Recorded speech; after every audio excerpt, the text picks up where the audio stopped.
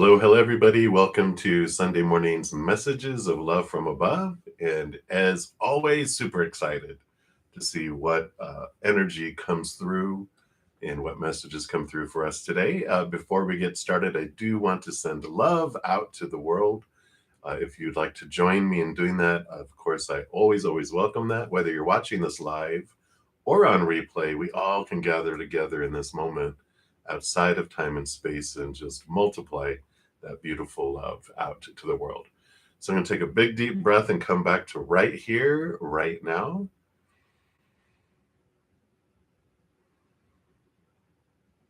Letting all the chaos of the world just fall away as we let that beautiful waterfall of love from above just flow down into our hearts, fill us up, and flow out to the world.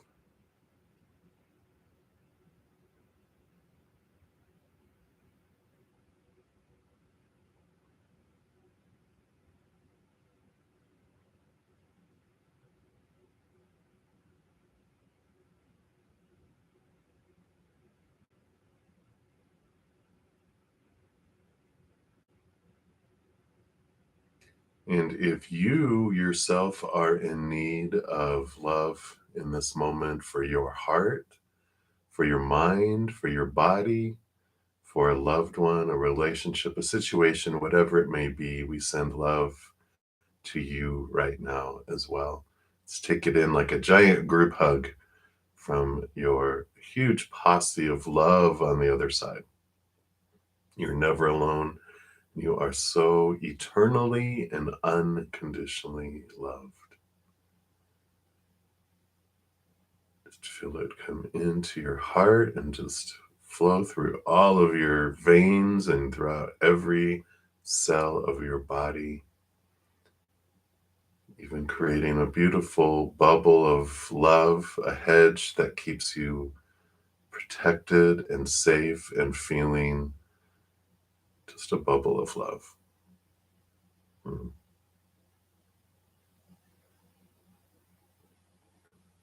Beautiful. I love it. Thank you so much for joining me in doing that and allowing me the space to do that.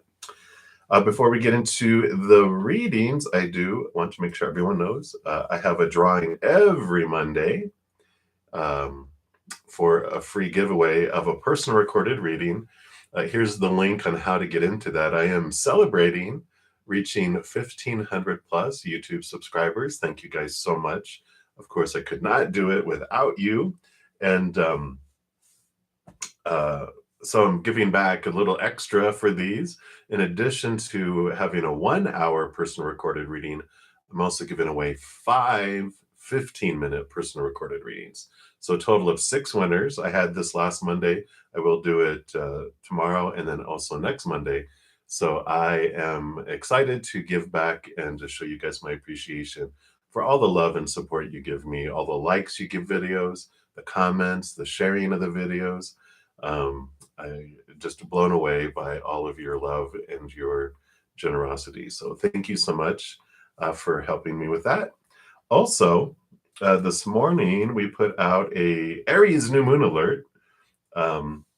Whoops, let me, here we go. So there is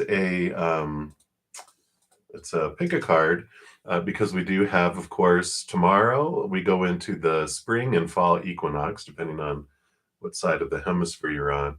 But we move from Pisces to Aries, and we have an Aries new moon on Tuesday. So a lot of new stuff coming in. So this was, what's blocking you from moving forward is what Spirit wanted to bring forward. So check that out if you feel so inclined. And then, of course, we had St. Patty's Day. I think it was on Friday, right? But we had a pick a card that came out last week. Also about what blessings coming your way. So if you want to check that one out if you haven't already, or choose another one. If you chose one, you can use as many blessings as we can get, right? And then we're like getting toward the end of March already. I know, I can't believe it. But we do have March readings for each individual zodiac sign, and that is the playlist for that. So those are the more recent free videos that have come out with messages. So if you want additional messages than what you're going to get today, be sure to check that out. All right, and that is what I wanted to share. And now let me just get my desktop all set up and we'll get into the readings today. Hope everyone had an amazing weekend for those of you that are in Sunday evening right now. And of course, everyone else, I hope you have a great rest of your weekend. And sorry, this ring is driving me crazy today, so we're not going to wear it. And almost done here. I just need to get one more thing set up and we will get into the readings. If you are new to my channel or new to these readings, sorry, this is not being cooperative. There we go. How I handle the free readings, I do go down in order, first come, first serve. And so there's no special list. The chat is the list. And you just put your question out there. If you don't want to put all your business out there, definitely understand. And you can just ask for a general reading. Spirit knows what you are wanting. So also, if anyone makes a donation, I do honor that energy exchange and I step out of the free readings and I complete those. I go deeper into those donation readings as well. And once I'm done, I step back into the free readings and try to get through as many as I can. Normally, I'm on for around an hour and a half to 2 hours, depending. And I try to get through as many free readings as I can. So that's the skinny. Oh, to make a donation, you can use the super chat down below. YouTube does take about a third of that for administration fees.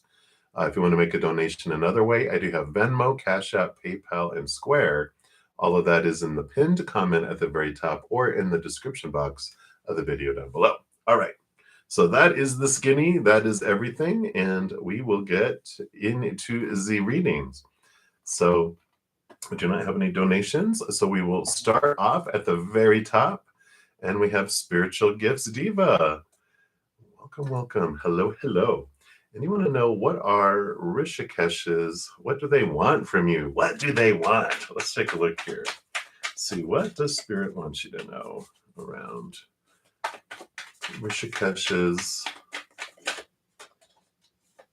desires or wants, or what's the deal? Why is he hanging around you, right? So we do have the Magician card here and then the Nine of Pentacles here too. You know, I feel like they're just so wide open with, I don't feel like they have any kind of specific intentions right now. The Nine of Pentacles shows like they're on this journey of finding their worth from the inside out with Spirit, you know, being in here. And the Magician is about them taking steps towards their dream, trying to move forward and initiate things in the outside world. So the energy I'm picking up from this diva is just more like they enjoy your company, they enjoy their journey, but they're just not super focused on any individual except for their inner journey right now, if that makes sense. And I just feel like, because the Magician card, you know, it represents our higher self with the infinity symbol. You know, normally it's a magician that has like a wand pointed to the heavens and one hand pointed to the ground, and that's the energy going through them like they're a conduit, that it comes through and goes through them and out into the world. And I feel like that's what they're focusing on, is like, what is my life journey? Who am I? They're like in this, not like they're in a midlife crisis, but I feel like they're just trying to figure themselves out and what they want to do. So I feel like they just want you to be you, and they just want to experience you for who you are. And they have other friends and different people that are in their lives here and there, and things they're trying to pursue. And that's really what I feel. I don't feel like they have this specific intention right now towards you. So that's what they have, Diva. I know. What's going on? I feel like it's, like I say, it's an interesting interaction that you haven't had before. Because usually someone has some sort of intention and want something, right? But they're just going with the flow. It really feels like. But that's what they have right now for you. So many messages, many blessings to you. That's what they have. All right. So Divya Agarwal, and many blessings to you, Diva. Divya, you will be the next free reading, but I do have a donation. Thank you so much, Aaron, for your donation. And any messages from God regarding 24 and you? Yeah, absolutely. So regarding 24, let's take a look here. And we are going to get these tarot here first. Put these down here. Interesting. So they had me do, it's 4 cards. They're doing like stacking like that. I feel like that is significant. And then I do want to pull a spirit animal oracle for you. So let's take a look here. One of those. There it is.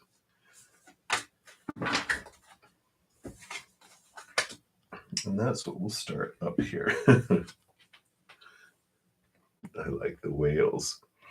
So you have the whale spirit coming in first, and this is trust the great mystery. And of course, the great mystery is creator, spirit world, whatever your personal beliefs are about the big kahuna. So whale spirit is an ancient creature who was here at the beginning of time and who has seen everything, felt everything, and heard everything that has ever transpired on this planet. Yeah, it's been quite a mystery for sure. In the hidden realms where all things must gather first before manifesting into form, whale spirit is the keeper, singing the soul of the whole world from the deepest waters of the coldest seas. So when whale spirit appears, it's a reminder that there is a great mystery, capital G, gray, capital M mystery, that you must accept without intellectually trying to understand it. Some things cannot be known by the mind, only experienced through the heart, through intuition, and through the peripheral senses that part the invisible veils separating the visible world from the great manifesting consciousness in the hidden realms. Now is the time for you to immerse yourself in the great mystery of spirit and to trust that within the invisible, what you can't see now are the seeds of your intentions being tended to by angels. Yeah, all day, right? Now, the protection message for the card, I like to read those two in case they resonate. It says, certainty is not offered to you right now. You're being asked to trust the process of co-creation. Whale spirit reminds you that your primary reality is not that of the material world, but that of the realm of spirit, from which the essence of your dreams and desires take shape before arriving as a specific form. You must trust absolutely that what will come will be for your highest good. Stay in your present moment awareness and allow the hidden realms to hold your intentions safely until it's time for them to manifest in the realm of form. Let go, for you will not be left behind. Some things take longer than others to arrive. So, the message of trust, I know, kind of feel like that's what they were kind of talking a lot about yesterday, too. It's like trusting the unfolding of things, trusting that everything does unfold for you in the perfect timing, right? Yeah, I know, right? It's like, okay, I know, I appreciate that message of, whenever I start to have any anxiety or anything starts to, you know, um, like my intellectual mind starts to look at how's it going to be? How is that going to happen? How are you going to do that? I just hear this gentle little, do you trust me? And I'm like, oh, that's right. Yeah, I do trust you. All right. then let go. Okay, I'll let go for now, and then I'm like, let me help you again. But you have the Wheel of Fortune coming in here too, which is basically a lot of what that was just saying here, right?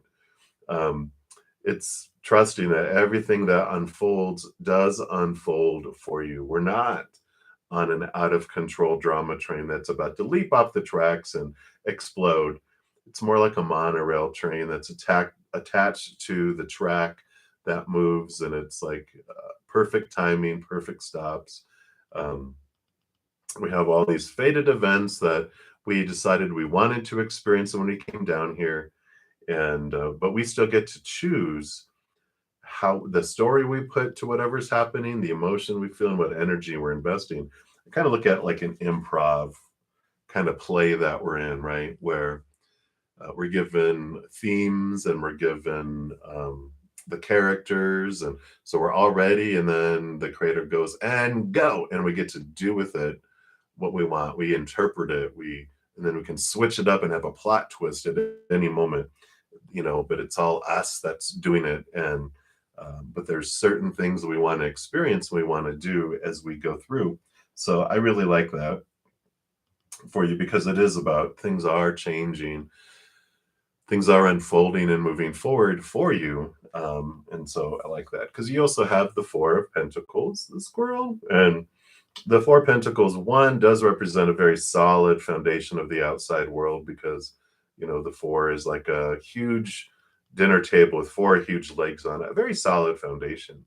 But where the solid foundation comes in is realizing that the outside world is unstable. And when we have our worth rested in the outside world, things like relationships and situations and things, all those things are unstable. So we feel unstable. I call it retail price. The outside world constantly going up and down, depending on what season it is, who's buying it, where it's at. There's always things, being put on clearance and donated and all that stuff, right? But we find that solid foundation inward and upward, which you understand. It's the eternal, unconditional love of above is our foundation. And when we return to that, then everything else just feels stable, because we have the stable worth on the inside that the outside just is extra, and it doesn't impact our opinion and our um, perception of ourselves, right? I do like that too, that you have the Nine of Cups, which is wish fulfillment card, but the nine is about finding it from within, which just reiterates what I was just talking about with, cups are the emotions. There's one of my favorite decks. I think it's the Light Seer. I know it's how do I know what my favorite is? Actually, I think it's a different one, but it shows like it's almost like a champagne fountain at a wedding, where they have the Ace of Cups up top, and then all the others like two and three and four, and it just goes downward, where it shows the Ace of Cups, which is the unconditional love, the chalice of up above. It fills up and it overflows, and it fills up the rest of our life. And so there is this clarity that's coming here too, around what is wish fulfillment. What does that mean for us, right? Because when we get out of our head, like the card was talking about, when we get out of our intellectual understanding of things and we go into our heart, our high heart, we realize more of how do I uniquely want to share this unconditional love in my heart with the world. It's not the mental of the supposed tos and the shoulds, and all this stuff that we're taught growing up about. This is the responsible thing. This is what spiritual people do. This is what successful people do. Blah blah blah blah blah. Right? It draws us off into all these other adventures, and eventually our heart goes, can I have a say so? And we're like, oh, I'm sorry, did we ignore you? And our heart goes, I want to do, like, I want to sing, or I want to create songs, or I want to paint, or I want to create pottery, or I want to speak in front of people, or I want to hold groups, or it's like, what? And then we change things. And part of this too has to do here with the Judgment card, which um, it has our higher self calling our human self to a higher place. And I always love the two X's. It's double endings, double new beginnings. And, especially with you having the Wheel of Fortune, which is the number 10, I feel like you are really figuring out what it is that you are wanting to do, as you're becoming more connected to your true dream in your heart and seeing that the outside world isn't going to bring us what we need. As we connect inward to that higher love, it just transforming things. It's bringing clarity of what has served you up to this point, but you're ready to leave behind some things that no longer serve, right? Whether that is certain relationships and friendships, certain memories, certain thoughts and beliefs and mindsets, um, just different things, even possessions. It's like spring cleaning with the spring equinox for the Northern Hemisphere tomorrow. It's like you're cleaning house, you're really figuring and you're ready for this new start, all this beautiful energy. So that is what I feel is coming through for you, Aaron, and I'm excited. It's just like I feel like your world is just about to open up in a whole different way um, than it ever has been. It feels so free and so flowing, and I like that for you. So that is what they have. So many blessings to you again. Thank you so much for your donations. Greatly, greatly appreciate you. And that's what they have for you right now. All right. So that back to the free readings. We left off with Divya Agarwal. Agarwal. I probably am murdering that, in my deepest apologies. And you want to know, when will you meet your life partner? When will you meet your life partner? What does Spirit want you to know here?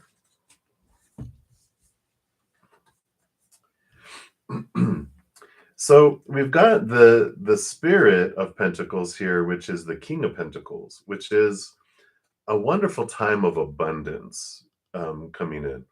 I just noticed, like on my recording, the time was 22:22. So 2222 is an important number for you. If you've been seeing that, like twos and 22s, especially if you have 2222, um, search angel number 22 and see what that brings for you too, because that just really jumped out. But I feel like when you're going to meet your life partner is when there's this transformation that happens in your life. The Three of Swords is known as like the disappointment or heartbreak card. And I feel like there's just a significant, I won't say letdown in your life, but it's something that doesn't unfold the way that you're wanting it to. Like you've been told that it's supposed to, it should, need to, have to. This thing has to happen in the outside world for you, or devastation has come, right? So someone has built this story up in your life that this is what this means, and if it doesn't happen, da da da, right after that is when you meet your life partner. And so it's a significant thing that happens here, whether it's has to do with another, if it's like an arranged marriage, or if it's like school or work, or something significant happening where there's been this story forever. So much of your worth has been defined by outside sources saying that this has to happen or you're just worthless. It's like this fear that's been bubbling all your life. Whether they did it consciously or not, it's there. And it's at this point when something significant doesn't unfold the way the story has been said that it has to unfold.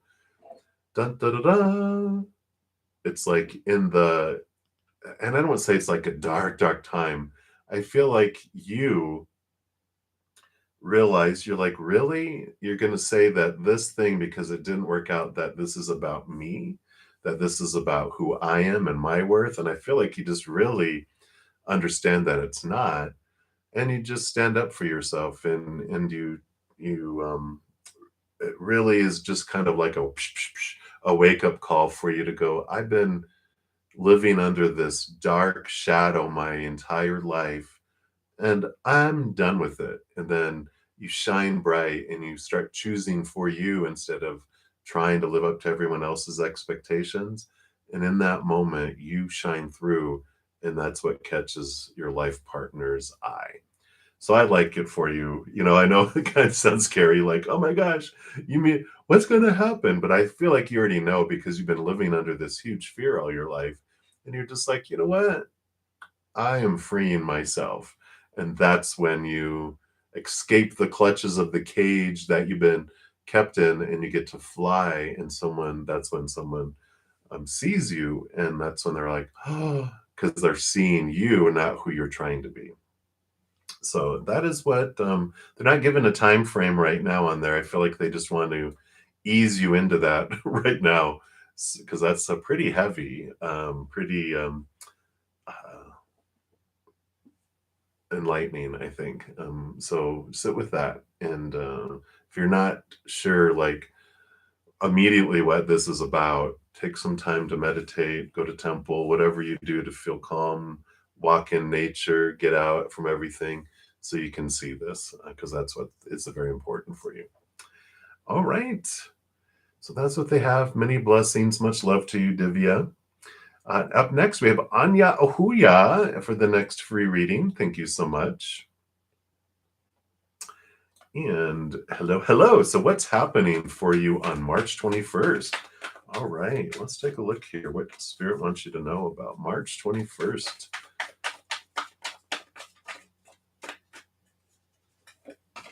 All right.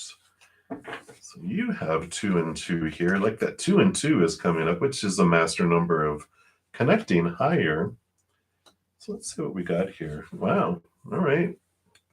We do have something coming in fast here for you, which is the 10 of Pentacles is about abundance in the outside world, and the 8 of Wands is fast moving energy. So you do have this what feels like abundance come flying in here on March 21st. Something that makes your outside world feel abundant and full. I feel like there's been some, like you've been kind of in a pause. You've been kind of in a cocoon. You've been transforming some thoughts and beliefs and mindsets here. And I feel like you've come to this place of peace of mind around some things in your life. You've let some expectations go. So because you've been doing this inner work and you've been, whether it's, you've learned patience through it because you just kind of were like, all right, whatever's going to unfold is going to unfold. And I feel like this is the benefit with this work that you've done, this transformation that you've done. The time has come now. It's like that patience, the waiting period is like, nope, here comes action, here comes energy and movement. And whatever area this is that you've been letting go of expectations, seeing things from a higher perspective, you get the reward and the benefit from it. So it feels a very rewarding type of energy for March 21st. So whatever this was, here it comes. And I'm excited for you. It feels very, very positive for you. I like it. So that is what they have. Many blessings to you, Anya. And Ms. Dra, you are the next free reading coming up here. And you want to know for what Spirit wants you to know for the rest of March. Let's take a look here.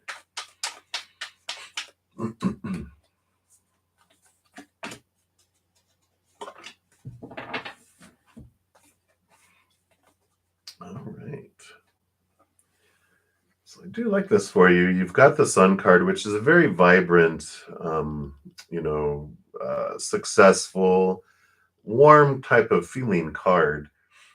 So I like it. There's success that comes from this journey that you're on right now for the rest of March, because you have the movement of cups, which is, cups are emotions. And so this is a movement of emotions. And what's really standing out for me with the combination of these two cards, the Sun card is Leo energy, which is about the inner child as well. And I feel like what you're doing here, you're really looking into some subconscious emotions that have been bubbling under the surface that have been really, really loud and wanting to be recognized and to be experienced and witnessed. which doesn't mean you have to go back and rehash old feelings and, I got to feel them all over again. It's more bringing them from the unconscious to the conscious, because you've been recognizing some trigger, like maybe even if it's just one trigger that's been coming up, and you're like, okay, it's like a little kid going, mom, mom, mom, mom, mom, oh, what? And I feel like this is the emotion that wants to be heard and seen. And so there, I feel like there's one big one and then a couple little ones that are related to it, because they have their little club of emotion that they want to be heard and seen, because they've been charged and been impacting you in your life all ever since that happened when you were younger, your younger years, and they just want to be witnessed, and if flow through the emotions so that the charge of it falls away. And it's like a program on your computer, like you pulled up a website to play some music and you hit play and you minimize it and you forget that it's running there, and then out of nowhere you start hearing weird Halloween music because it was a Halloween site that it's been going for October, November, December, January. And you're like, where is this Halloween music coming from?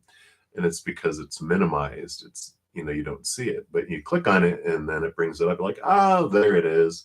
And then you can close out of it.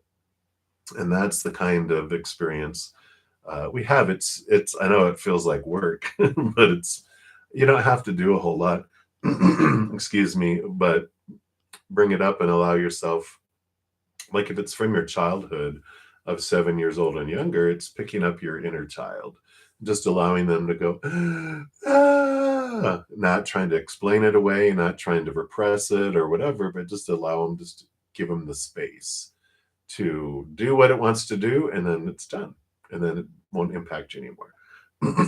So that is what they have for you, Miss Draw. Many blessings hang in there. Dajona Sturgis, you are the next free reading coming up here. Yeah, let's see what we have coming in. Let me just take a quick sip here.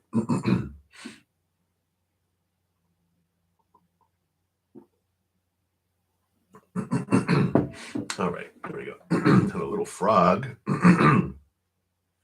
So, Dajona, you want to know, what do you need to know right now? What does Spirit feel you need to know right now? Okay, what else?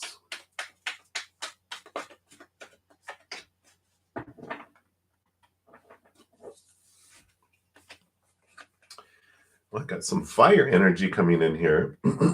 So, so sorry. The Five of Wands represents kind of some conflicting energy that started off feeling like a little firestorm, feeling like maybe competition, and like if there's been any altercations where a conversation gets heated, but it brought some awareness to you, and it's not like in a fearful way. It's just like when some things happened, it just made you think, and it just made you reflect on, well, it's almost like someone says something out of frustration or anger, or out of fear. Excuse me. But they what they share, even though it's like, it feels like a judgment or an attack and whatever. Once things calm down and you're away from it all, it really made you think. It really triggered just some awareness, and then you are making a change, a significant change in your life. The Three of Wands represents like you're headed this direction, but with this interaction you've had with someone, it just really made you go, huh, is that what I really want? They're right. They're not totally wrong. This little piece of it that you take out of their interaction, and you're just like, yeah, they make a good point around this piece. The rest of it, they're wrong. But this piece really, and it just allows you to go, yeah, I don't want to go that way. I want to go this way. And so you are making a change in your life because of this. And so whatever might have felt a little bit of attacking, there's some truth in there for you that can really help you and guide you in a direction. So That's what they have for you right now, Dayjona. So many blessings to you. In Wonderland, you are next up here. And you want to know what is coming for you in love. Let's take a look here. What does Spirit want you to know here about what's coming for love? Oh, okay. All right. So you do have the love card, one of the love cards coming in here, the Two of Cups, which is a significant relationship that comes in. And since we're talking about love, this would be you do have love in the cards, literally, that'll be coming forward. What happens to get you there? You have two major arcana here. So sorry. There we go. So you have the Devil card, the Shadow card, which is all about, your shadow showing you your what cage you have yourself in around relationships, right? It's like what expectations, what rules do you have around that? The supposed to, the should, the need to, the have to, the musts, all those things you've been told all your life. Well, this Saturn energy, this Capricorn energy comes in to question that and to bring it to your face so that you can release it, which is what is shown here with the Fool card, because the Fool card is the zero. It's the first card in the major arcana, which comes after the World card, which is leaving behind old cycles, old ways of doing things, and allows you to move forward in a way that feels free, and it feels like more an adventure than a checklist trying to make sure things are done to prove that you're lovable. So you are going through this challenge of what really is it that I want from a relationship? What do I feel it will bring me? What are all the rules I have around it? What fears of losing a conditional love do I have? And what is this journey that I'm wanting? So you're in the middle of this clarification around what love is and what do you want from love. And it clears things up for you. It really allows you to release some old beliefs that you didn't know were there until your shadow goes rattle, rattle, rattle. And you're like, oh, I didn't realize that this cage was behind me. And what is that? Oh, okay. And you're questioning things and releasing yourself from these bars, these barriers that have been keeping you from love because we have so many rules. It limits our path. We're missing out on all these beautiful opportunities of relationship when we're like have such a narrow viewpoint of how it has to be. So you are in this freedom stance that's coming here is what will be on the other end of it with that Full card. It's refreshing.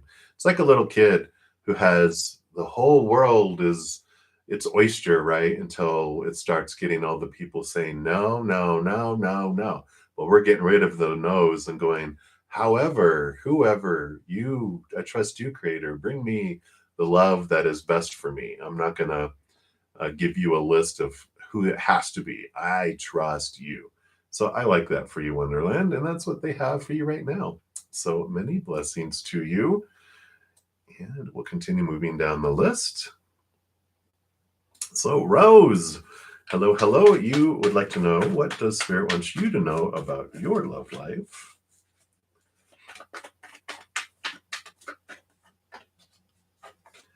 All right. So 1, 2, 3. Okay. Buckle up, Buttercup. I know. So we were just talking about this too with the Nine of Swords. Swords are your thoughts, your beliefs, your mindsets, your attitudes, your expectations around love, nightmare, insomnia, a lot of mind, which this is a good card. I know it's like a scary card, but all cards in tarot are just information that free us. So this is just knowing that with the nine, this is this inner journey that you've been on about your fears around love and losing that conditional love and not having love. Because you have the Spirit of Swords that comes in, which is perfect for this. Because the Spirit of Swords is the King of Swords in the Standard Tarot. And they rule over air, they rule over all the thoughts and beliefs. But all of the kings are also given an extra portion of air.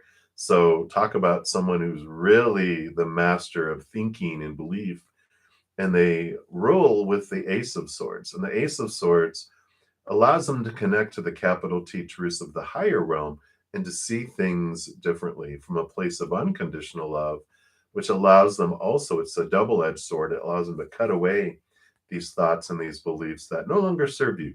They served you for a time to make you feel small and limited and restricted and experience a lot of those fears, but there's a new sheriff in town that's cutting away. You are experiencing a release of fears, and thoughts and beliefs are transforming with this here, because you do have the tower. That's what I giggled about. I was like, oh, okay, buckle up, because the tower does represent things and people being moved out of your life to make room and space for the new. It basically will get rid of the clutter, get rid of the blockages, get rid of things, you know, thoughts and beliefs too that no longer serve. So there's this change that's coming.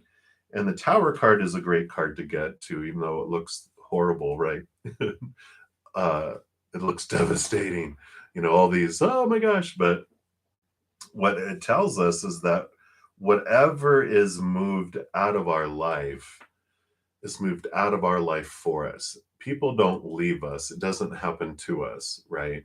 We come here, the Nine of Swords, and part of that is to experience what it might feel like to have drama like in our life and go, oh, I can't believe they cheated on me. I can't believe that they left me. And we play the damsel in distress. We all have that. You're in a drama. There's a victim, a villain, and or a hero. And then we're like, oh, here we are. We play all parts, in our lives. Sometimes we don't even know we're playing a villain in someone's life till much later. But it's like, oh, okay. I've experienced this, but now I'm ready to transform. I'm ready to see that life doesn't happen to me, life happens for me. And people don't leave me, people are removed out of my life to make space for something that's more in alignment for where I want to go. People are moved out of my path, so my path is clear so I can move forward. A distraction is moved out of my life because it's done what it needs to do, and now I'm ready to move forward. So I really feel this beautiful transformations coming here for you. And so if you've been wondering what's been happening, these people have been disappearing, these things have been happening, now you know that it's been being done for you so that you can move forward here in a new adventure of love that comes up. So that's what they have for you, Rose. So many, many blessings to you. Hang in there. All right. Up next for the next free reading, we have Rishi. Hey, Rishi. Good to see you. I am doing very well. Hopefully you are as well. And you want to know any guidance on how you can deal with mental turmoil and find peace of mind? Absolutely. And of course, here in the United States, I have to let everyone know when there's anything medical or, to do with counseling or, anything along those lines, legal. I just have to say that tarot is designed for entertainment purposes only, that it shouldn't replace the professional, licensed individuals, and everyone ultimately has to make their own decision about their lives. So, that said, that is my disclaimer that I have to say here in the US. So let's take a look here and see what cards come up, what Spirit has for you as far as guidance around peace of mind. Okay, what else?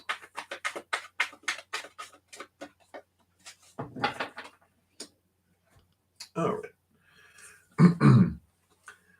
So one of the big things that comes up, and this is for all of us, right? With the Eight of Swords, swords are our own thoughts, our own beliefs, our own mindsets, our habits of thinking that have made us feel restricted and small and trapped and blinded and bound.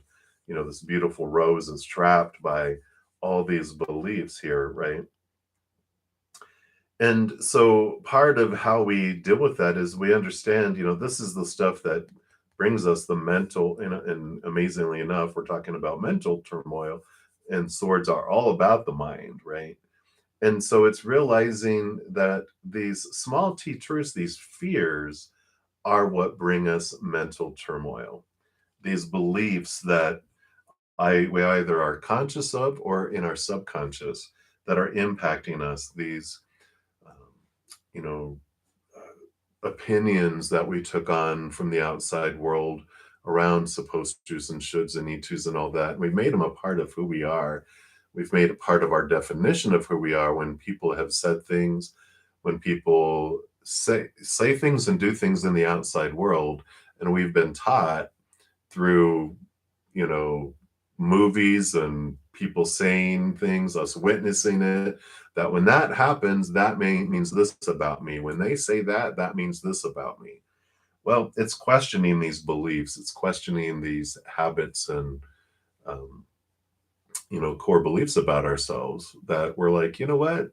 If my dad told me that I was going to be worthless and lazy and not be able to do anything in my life when I'm younger, not that my dad said that in case he's watching, but if it did, if I believed it and I made it part of who I am, I don't have to allow it to stay a part of who I am. I can question that and go, is that true? No, that was their opinion. When people say things that are unkind, unloving, and unintelligent, it's because they were in fear and they were trying to feel in control. They were trying to feel safe. It has nothing to do with us. We realize, oh, when anyone says anything, I like the little kids have it right. I'm rubber and you're glue. Whatever you say about me bounces off of me and sticks on you. And that's really so true. That's we're mirrors. And so when someone says something like, you're stupid, and you're like, oh, that's how they feel about themselves. You know, their thoughts about me are stupid if they think I'm stupid, you know, and it's like, okay, I see where they're coming from. This is their reflection of something they're seeing in themselves and they don't like it.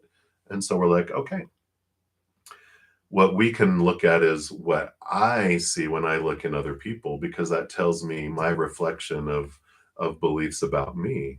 So if I look at someone and I go, they are abusive, I'm like, how am I abusive to myself? How are my thoughts about myself abusive? How am I abusing myself? Well, I'm allowing them to define me. That's abusive. Um, I know with like I mentioned sometimes on the channel here about spirit telling me about it's I had unfaithful people in my out of my five-ish relationships that were longish term, three out of the five unfaithful. And at the end of it, when upon the shadow work and the reflection, when I was ready, spirit goes, well, so what did you learn? And I was like, that people are unfaithful. And they go, okay, but if they were a mirror for you, how were you being unfaithful to yourself? And I'm just like, right in the right between the eyes, because I was looking for other people for my definition of my worth, my self-worth. I was looking outside of myself. So I was cheating on myself. I was being unfaithful to myself with others. And there's this amazing awareness that comes through here that when I don't have peace of mind, when I have mental turmoil, I'm in fear. First thing we do, we take deep breaths and try to calm and step out of fear when we realize it, not beat ourselves up about having had turmoil and going to fear. It's like, okay, thank you for this reminder that there's something I can look at. Emotions are flags that something can be looked at inside of us. And that's what it comes down to. And then you step into your power. We have the Queen of Wands here. She rules over fire. She also has water. She has a great ability to connect to the higher world, to develop this beautiful relationship with your spiritual posse in the higher world. But also, she really rules over her energy. She realizes, where does she invest her energy? And that's another great way that we can find peace of mind, is stepping into our power, realizing every moment is a choice. We get to choose what story, with our mentalness of what something means. we're the ones that get to choose it. We have a lot of opinions and habit. We can change our habit of what something means. We can change our habit, how we feel. With that wand, that the Queen of Wands having that Ace of Wands, we get to choose where we invest our energy. So if I focus on gratitude as much as I can, if I focus on what I do want to have grow in my life and come into my life, focusing more on unconditional love and joy and peace and laughter, all that gratitude and all that just grows and expands. When I'm focusing on what I feel is missing in my life, more things to miss grow. When I'm focusing on what I don't want in my life, I'm feeding it and it gets bigger.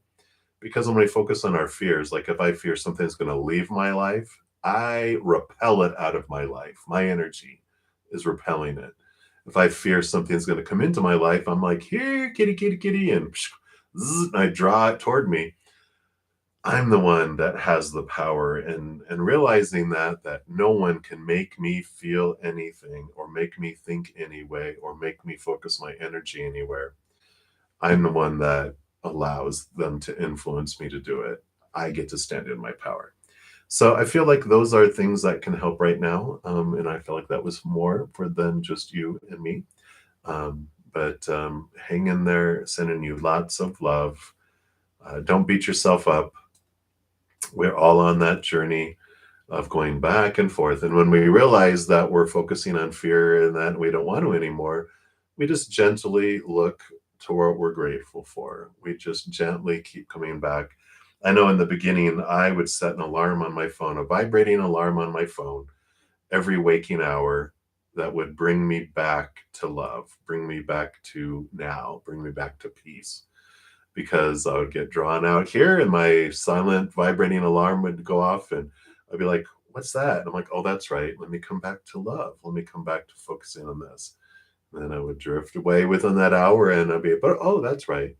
And the amount of time that I would stay in love grows, and it grew and it grew and it grew to where it wasn't like, a minute later I'm back, then it's 2 minutes later I go back into fear, and 3 minutes later, eventually, instead of being in fear 90% of the time, in love 10% of the time, it switches to, end up being 50-50, 60-40, 70-30, 80-20, 90-10.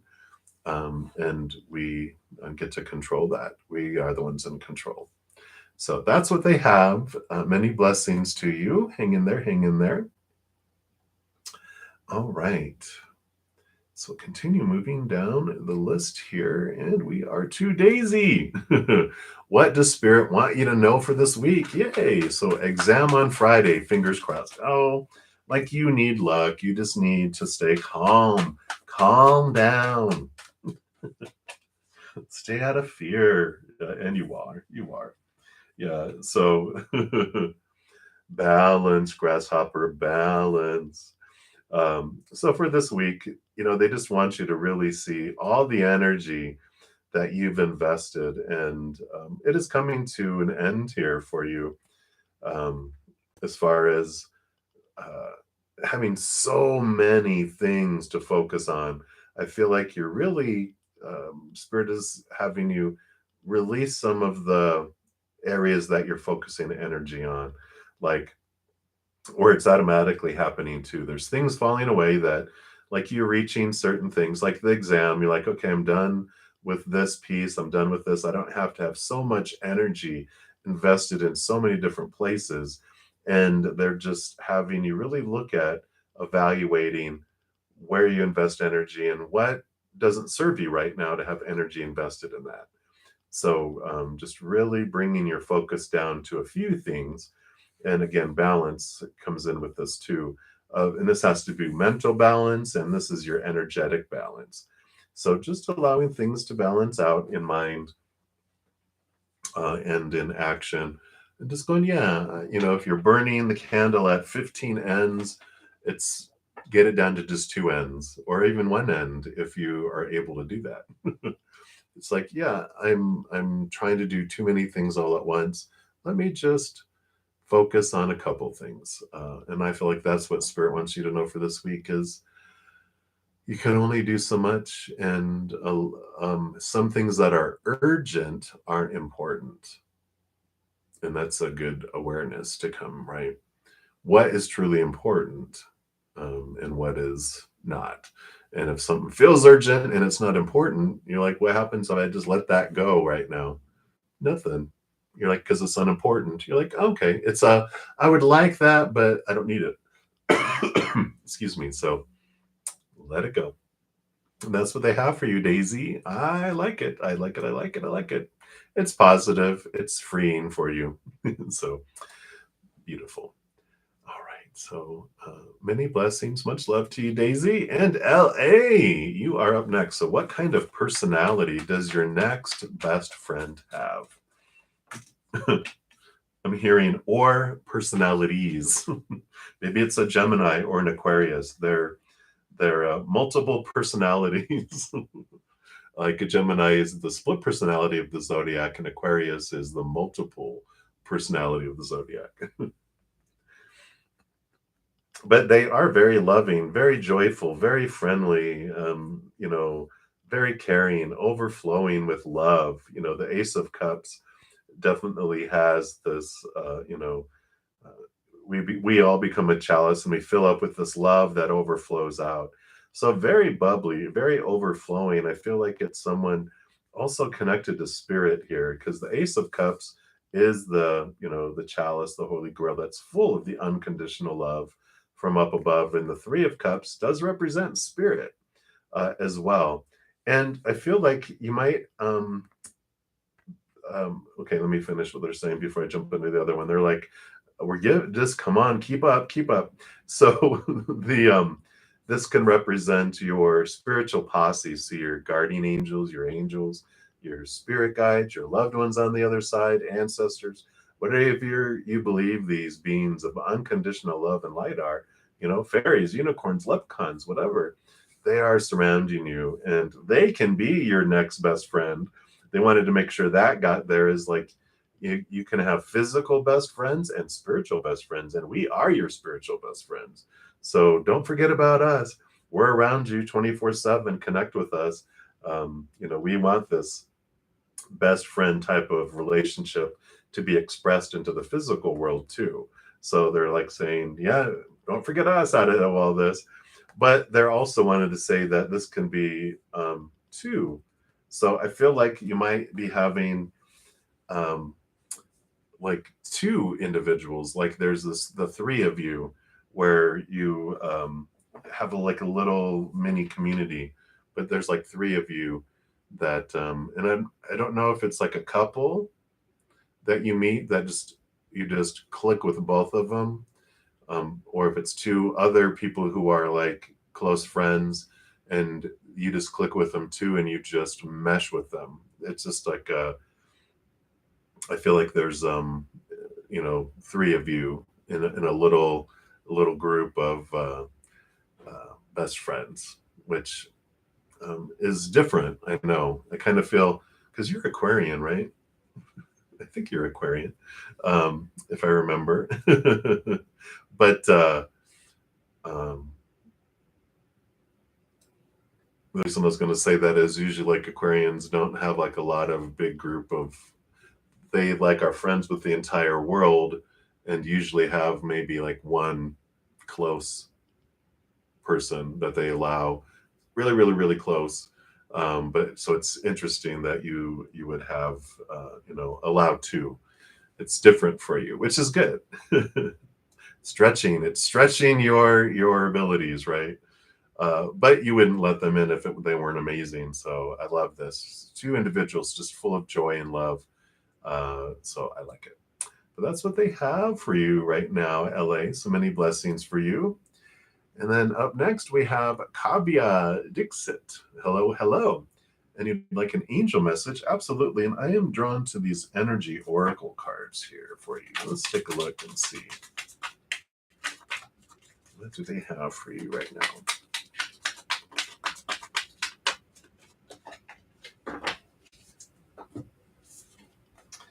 And we got Healer of the Ages, card number 51. Beautiful, beautiful card. Let's see what they have. So this is all about health and vitality. So this powerful being brings the force of ancient wisdom and profound healing. The light of, excuse me, the light, hiccup, scared me, no. The light of divine consciousness pours from his hands and heart, flowing to you with love and a powerful healing intention. This amazing entity is with you now, bringing resolution to physical, mental, and emotional ills, helping to unblock stuck energy and revitalizing your life force. You may have felt this strong presence recently, or you may just be opening to the wonderful sensations now. You can call upon this emissary of miraculous transformation whenever you need vitality, balance, or renewal. Know that at a deeper level, an important healing is taking place. Wow, I like that. These do have a reverse meaning too, which I like to read in case it resonates. And this can indicate that you've been feeling extremely out of sorts or even upside down in your life. You may be in the midst of some physical problem or just feeling as though you're losing energy. But this card is telling you that there are deeper levels of healing that can be addressed. Take some time to regroup and put your own healing first. Whether you're facing mental, emotional, physical, or even addictive patterns, call upon the healer of the ages to bring their energy to the issues that you're working on. Quiet your mind and feel his vibration, bringing you warmth and healing light, clearing away any dark or hurting space. And repeat this meditation and be patient. Yet also know that divine love can heal you in the blink of a belief. I like that. The affirmation for the card: the powerful healing of eternal love is with me now and always. Divine consciousness fills every cell. I am whole, healthy, vital, and at peace. I like it. So that is the message that your angel has for you now.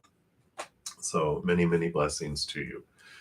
All right, Princess Pinky, you will be the next free reading coming up, but I believe I do have a donation. I sure do. Thank you so much, Sun and Moon, for your donation. And you'd like, should you wish Pisces a happy birthday tomorrow?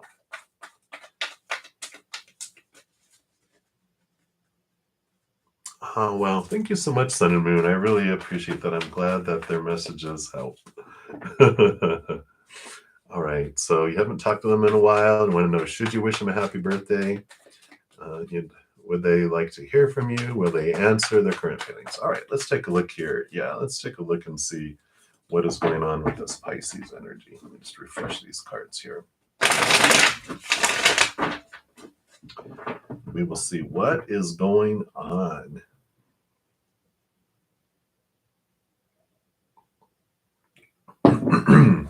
So they're right on the cusp of Aries. That explains a lot, right?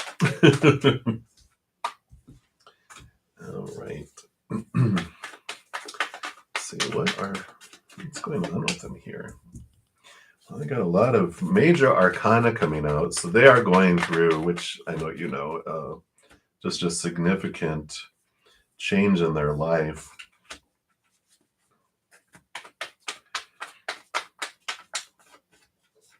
All right. Well, yeah, they are going through some major balancing here. So let's talk about what they're going through here. So we got the Devil card here, and we've got the Temperance card here. So, you know, they definitely have a lot of stuff in their life, a lot of their life focuses, their life beliefs and everything just being shaken and rattled and rolled, right? Yeah, like he might have a lot of water in his chart too, because I'm an Aquarius sun, but I've got like a stellium of Pisces and a ton of water. So it's always the soup that we are. overall too. So, but yeah, he definitely he's going through this balancing here because he's also got on the back end of the reading here, we've got you know more balancing, and we've got the universe leaving behind old ways of thinking and starting a new adventure. They're in this process of ending a lot of things, questioning their beliefs, transformation, moving through all of this.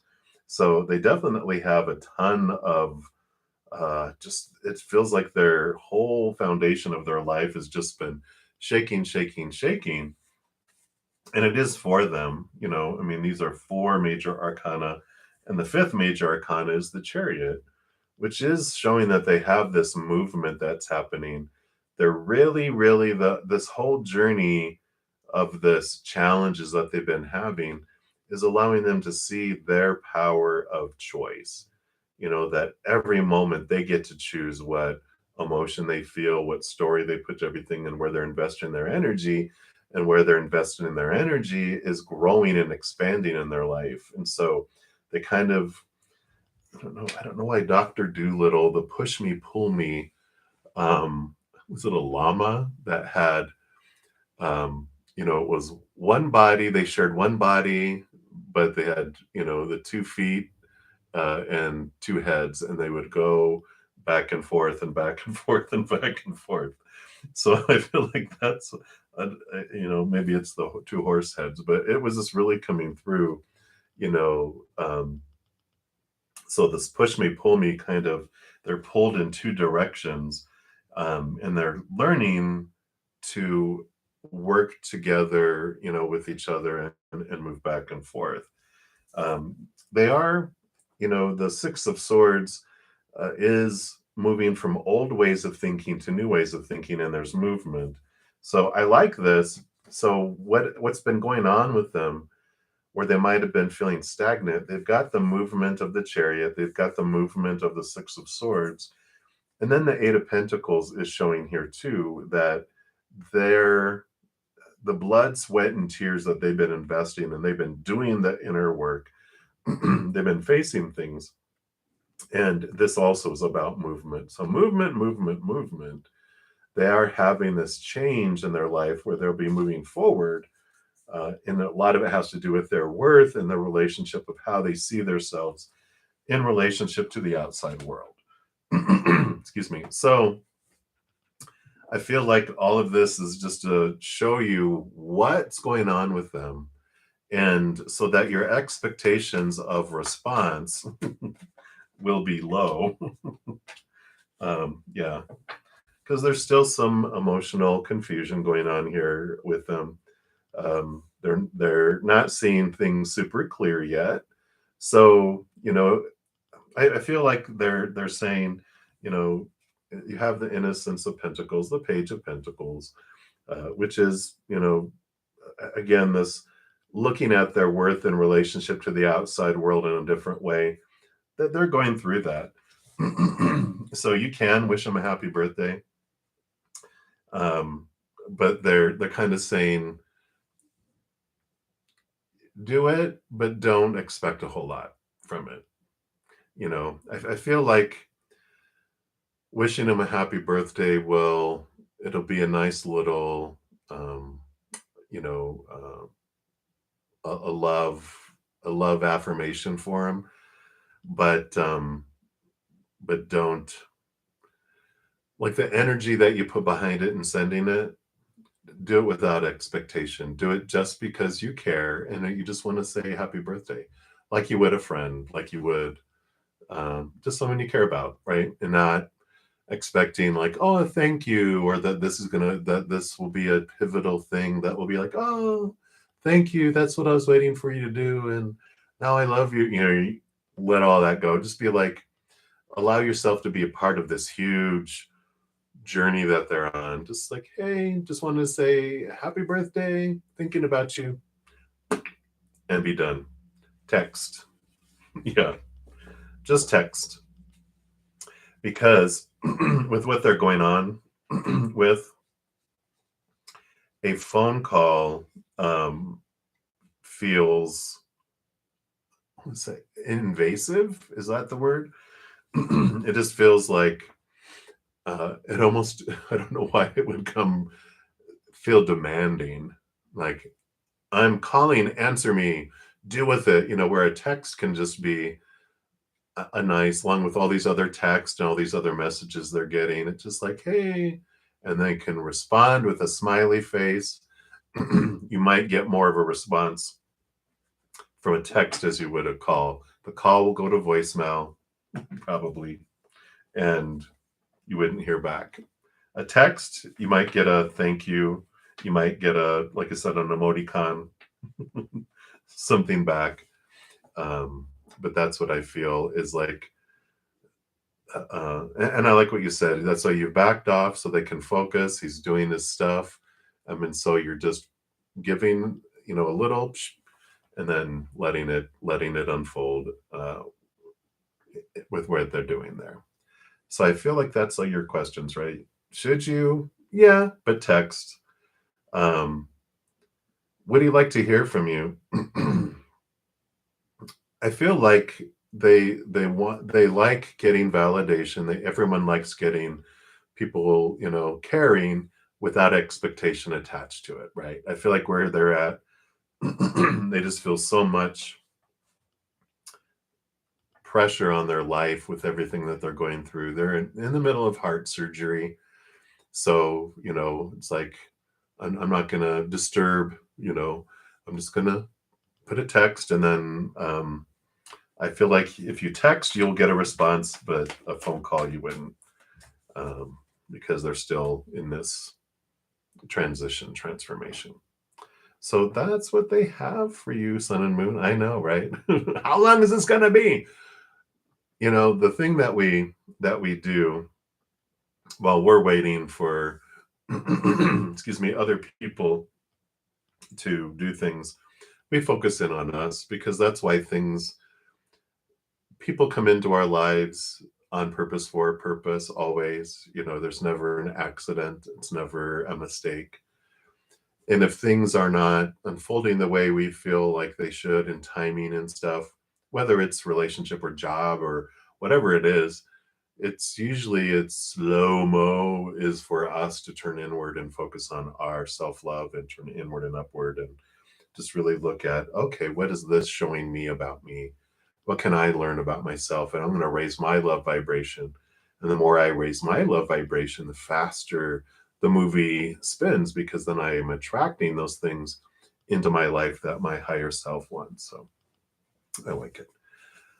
So that is what they have for you, Sun and Moon. Again, thank you so much for your donation. Hang in there. Hang in there. Enjoy the adventure. Ah! All right. Many, many blessings to you. All right. Let's take a quick sip here.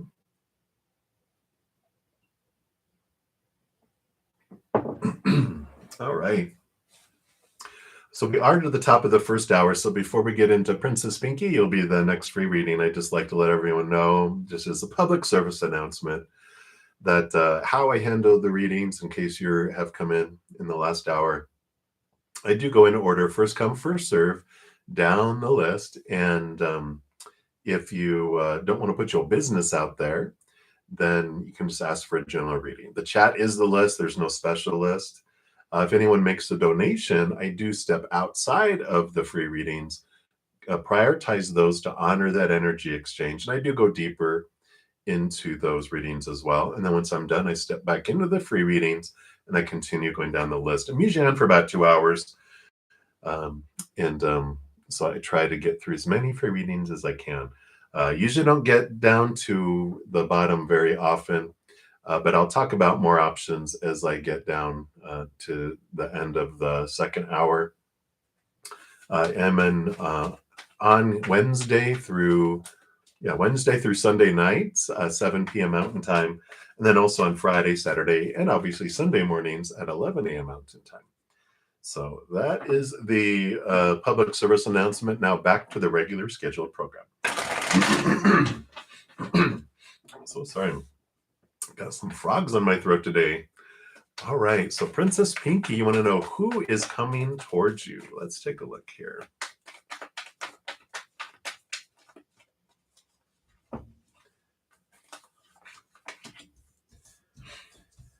All right. I do see action here. This is fiery, passionate movement. So you do have someone that's coming through here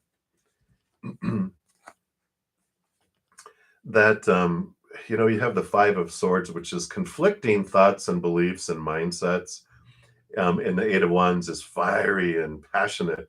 So whoever's coming towards you is very stubborn in their beliefs, which this would represent you also being stubborn in some beliefs, which cause some of this little friction that happens here. And the friction is, you know, it's that kind of situation where when you meet someone and the swords cross, right? So there is commonality, there's some this anchoring that it draws you to each other, but the and it's not that it's a love hate relationship or an interaction.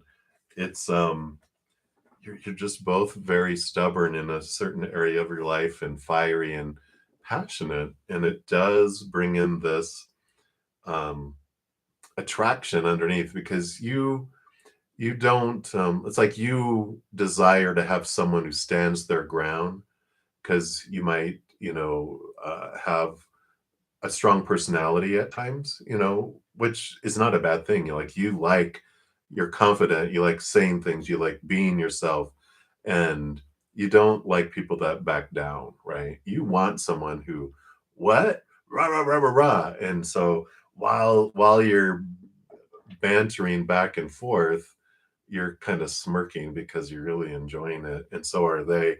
And you're picking up on that energy to where you're like, I like this. And then you calm down and you laugh and but you like jabbing each other at times too. So I like this for you. It's not an unhealthy thing. It's just like you're both kind of proving to each other that you're not someone that just people walk all over, that you stand for what you believe. Um, but you both can also be flexible, but the meetings that you have in the beginning are like that. So I like that for you, Princess Pinky.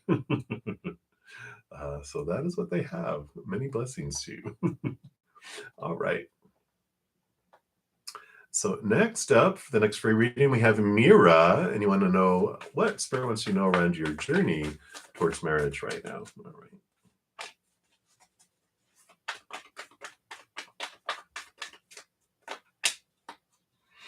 All right. You also have some fire coming in here. But there's this, because you've got the Ten of Wands, which is a lot of fire here. And then you have the movement of Wands, which is the fastest moving horse, the fastest moving knight out of them all, too. So there is this um, awareness that it's a lot of fire headed your way, a lot of passion, a lot of drive, a lot of ambition. But there's also this awareness of really paying attention to where you've been investing your energy around your journey towards marriage, because the Ten of Wands represents a burden. Like there's been so much you've been investing energy around the subject of marriage that it's just wearing you out. And the 10 is an ending and a new beginning. So it's like ending where you're investing all that energy. And then with the Ace of Wands, there's this the night they pursue the Ace of Wands, which allows them to be aware of where they're focusing their energy, realizing, if I'm focusing, like when it's marriage, if I'm focusing on I'm not married, marriage is missing from my life, I'm growing the missingness of marriage, where we tell the universe I'm enjoying missing, not being, might being married. The universe goes, okay, give them more missingness. Don't bring it. But wait, no, that's not what I meant. Um, Fearing what we won't have in our life, we put a barrier to keep it away. So there's this journey that you're on of where you're investing your energy. And so when you start focusing on gratitude for what you do have in your life, focusing on what you do want to draw into your life, focus on unconditional love and joy and peace and laughter, and those things grow in your life instead. And so there's like this pursuit of this energy here, um, that comes in, around this, and being aware of where you've been investing all this energy. And it's time to let a lot of the areas you're investing energy in go, so you can just focus in on what you do want rather than what you don't want. I feel like that's where the burden is coming in. So that is what they have for you right now, Mira. So many blessings. Hang in there. Enjoy the journey. That's an empowering, of course, transformation that happens. So many blessings for you. Up next, we have Mega. Hello, hello. You want to know, what is your future with partner R? Is marriage in the cards? Let's take a look here.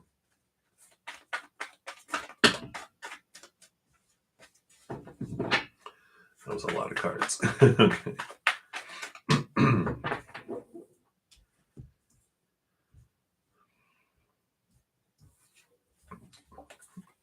So we've got this. I don't see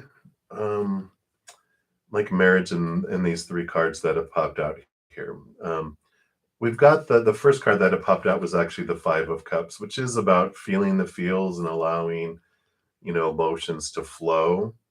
And it's also this empowering card that tells you that no emotion is wrong to experience. But I feel like that eventually things are going to change, things are going to transition, things are going to transform. You have the Movement of Cups, which is the, Knight of Cups, who's in pursuit of higher love, of love.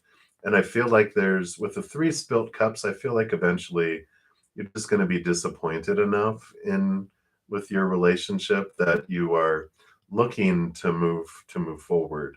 The Three of Pentacles is about you being true to your authentic self.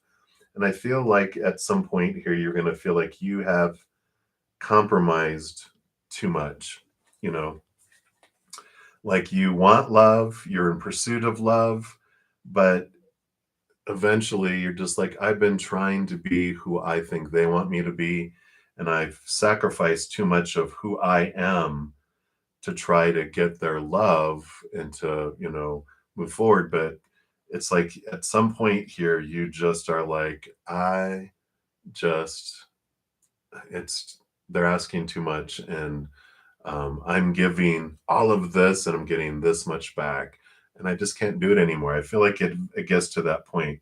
They're showing me ants in the pants. If you ever had that when we were children, I remember that being around, where it was actually a little children's game called Ants in the Pants, where you try to get as many ants out of the pants as you could.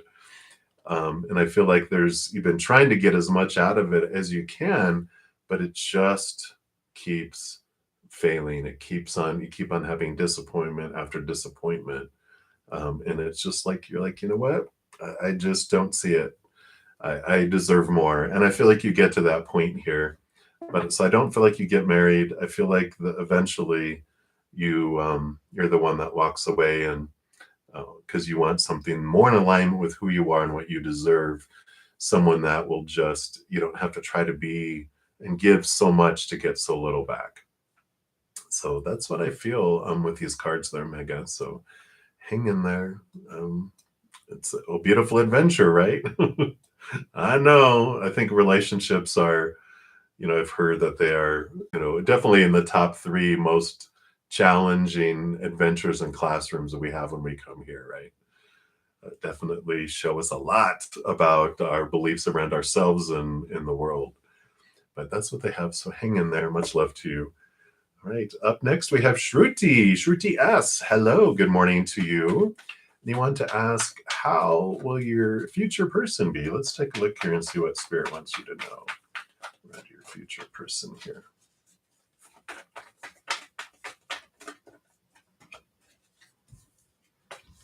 All right. They are a balanced individual here. We've got Libra energy. They're a thinker, because we've got both of these cards in here. So they have peace of mind, though.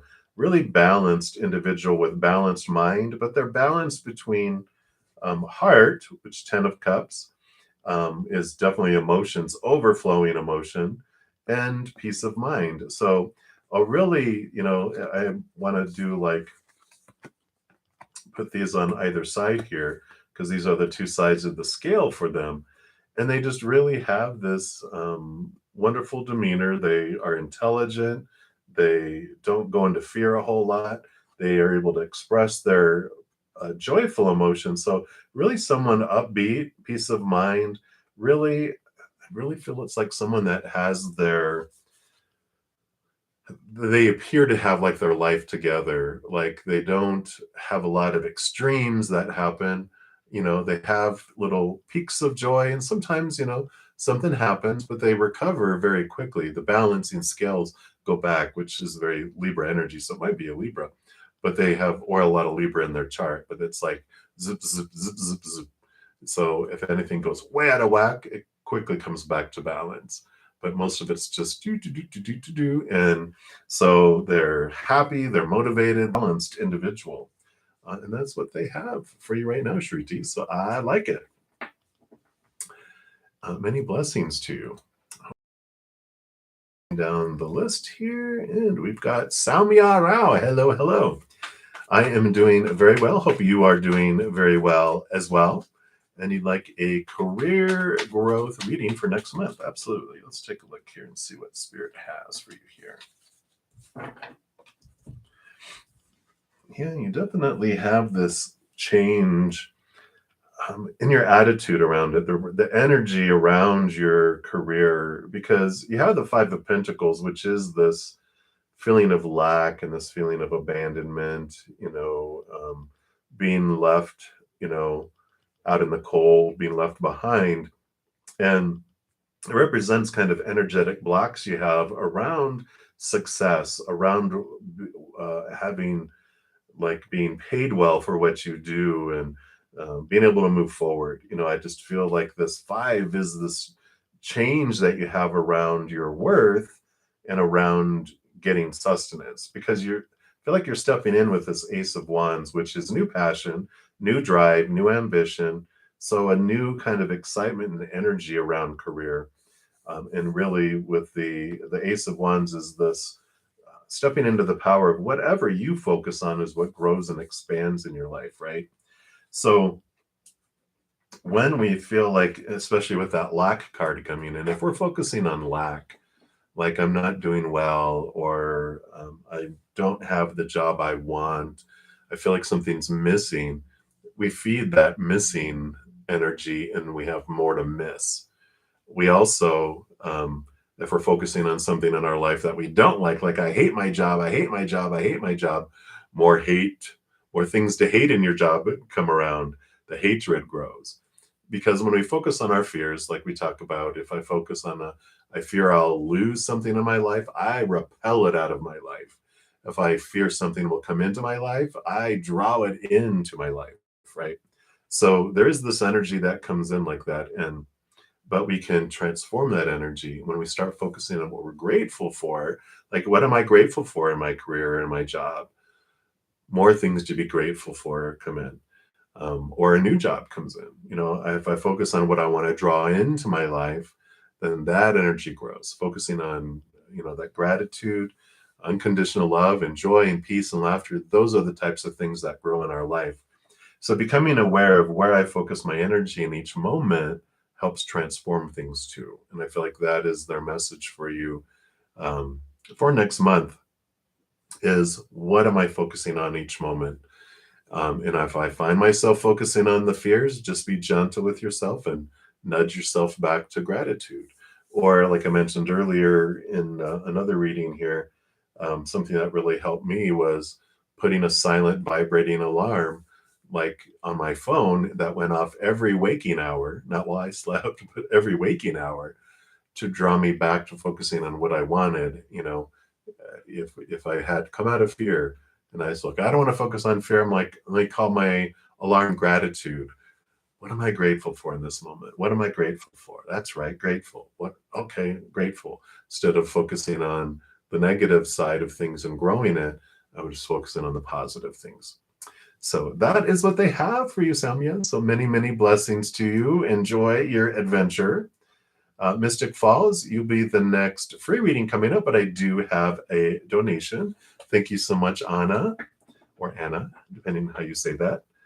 And so you have a single mom for a number of years. You would like to start dating. How and when will you meet that special someone? Anything that we can tell you about them? Absolutely. And kudos for you for being a single mom for all those years. We know that is definitely not a easy task whatsoever. So many blessings to you. Oh, are very welcome.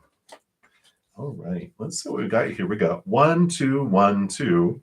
It's like a little dance happening here. So we have right now, you have the Earth Mother. Hello, Mother Nature, Mother Nurture. I love this. This is Spirit saying that you do have a new birth coming, new sensuality, new passion that will be coming here. And it starts with this beautiful energy that you are allowing to come in now, which is nurturing yourself. You're allowing yourself this and not to feel guilt about it. You do get to enjoy life. You get to enjoy sensuality. You get to have this new birth that's coming. So I like this. It's also going to spawn your creativity. Yeah. Wow. So we definitely here you have the Naked Heart, which is a beautiful card that is specific to this deck. And actually, I'm going to read from the book on this because of how beautiful it explains in the message that your heart tells you. The Magician card is about action and movement, no longer waiting. You know, it's divine masculine energy, which we all have. I mean, you've got divine feminine energy here. And here's your divine masculine energy, which is not, you not sitting back waiting, but you're being active, you're stepping forward. I feel like what they're saying, how you'll meet someone is by doing things that you love, right? It's like this what is your passion? I feel like it's not definitely not like dating apps and going, "Ugh, okay, I'm gonna go to what do they have at speed dating, nothing like that. I feel like they're saying here, especially when I read this card to you here, is like doing stuff that you love, whether it's in nature seems to be something here too. So if you like hiking or getting out, it's like joining groups, doing things that you love. And when you're doing something that you love, you meet someone that loves doing something that you love, and there's this attraction, there's this like wow, and you have this commonality, something that you both like to do, and it's unfolds this way. So I really really like that. Let me read this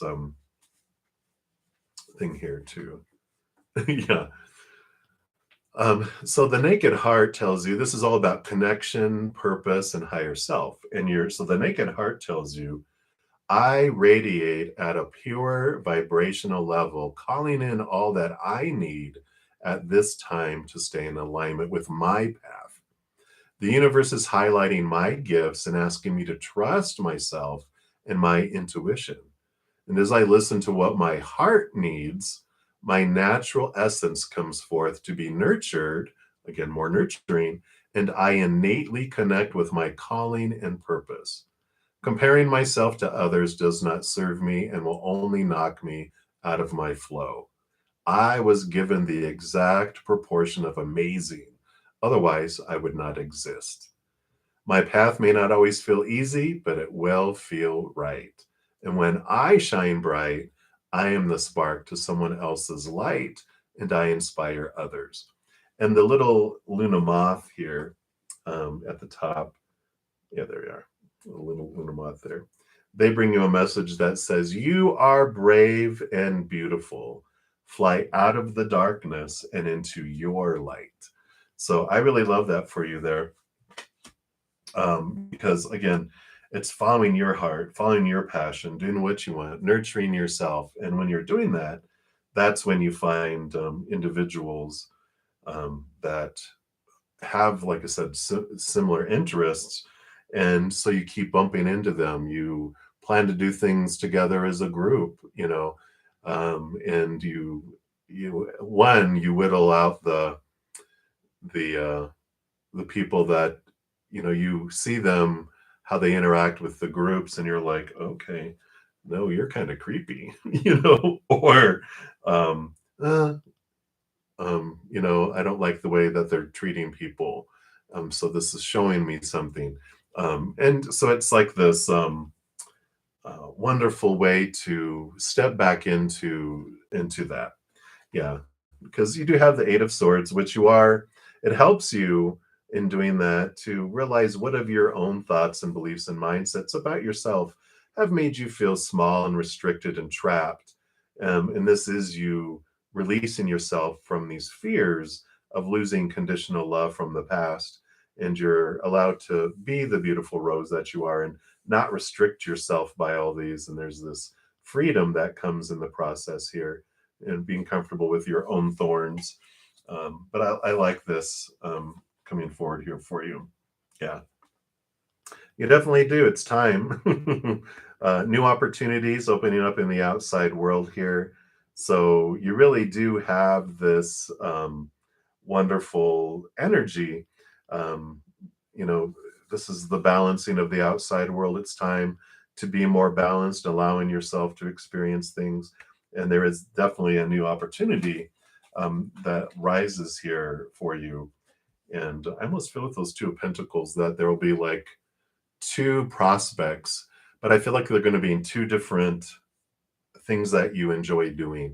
Like if you enjoy pottery, and so go have a pottery class, and you meet someone that enjoys pottery, and then you go and you I don't know why they're saying um, microbrewery. It's like you enjoy doing microbrewery, you know, and so there's like this.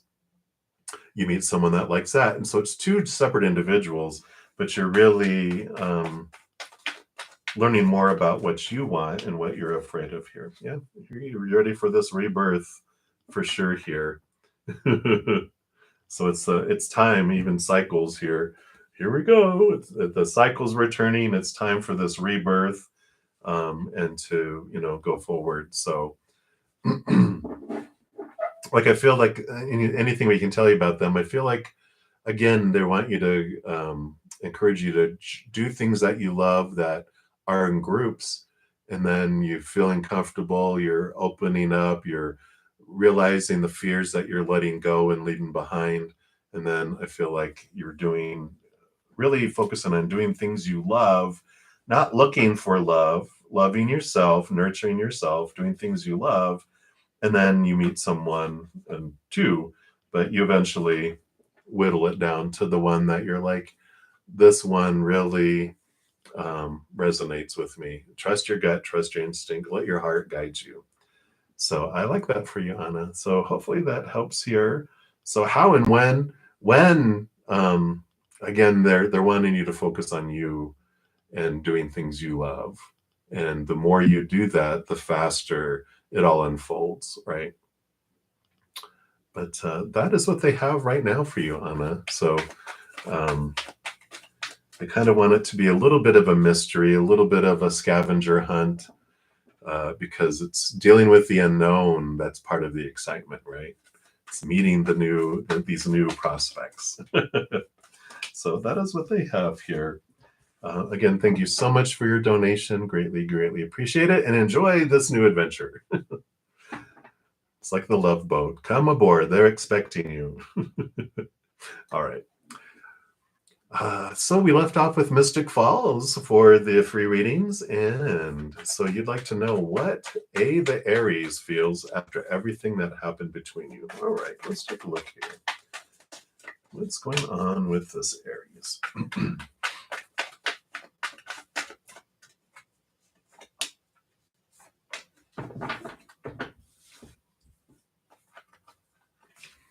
All right. Well, we have the Wands, Aries energy, and so they're kind of split here with what their feelings are. We've got the Five of Cups, which is they're really experiencing some old emotions that are popping up here, so they're reverting to some, oh, when this type of stuff happened before, this is what it meant and this is what it did. And so there's some fears that are bubbling underneath there that they're kind of working through. The five is a number of change and transformation. So it spawned some emotions. So on one hand, they're looking at that, but the other, they see the the page of pentacles, which is new opportunities, new things in the physical world, and that kind of thing. So they're split here. Their energy's going back and forth. They like the excitement of a new opportunity and this, what this is can lead to, and what's this adventure kind of thing. But they also have these fears and these emotions that are flowing around that they're dealing with as well. So, like in Aries style, they're kind of just fire, fire, and they're like, I don't know which, one moment they're here and the next moment they're over here and back, and they're just going back and forth between the two. I almost see like windshield wipers. So very interesting. They're just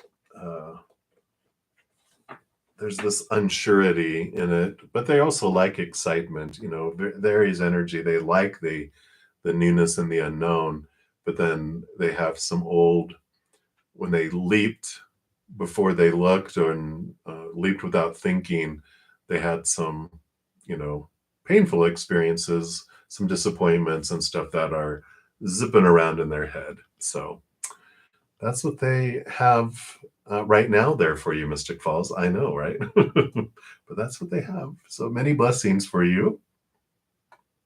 You're very welcome, Anna. All right, so Kavita Soroha, hello, hello. You want to know what is coming towards you? Let's take a look here and see what they have happening.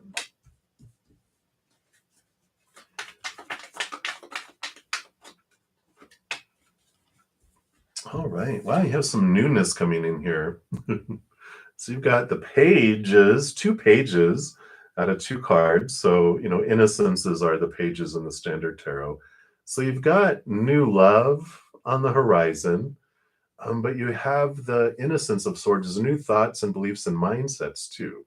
So this leads to this, the thoughts and beliefs and mindsets and attitudes and expectations around, if you're looking for a relationship, it's around relationships.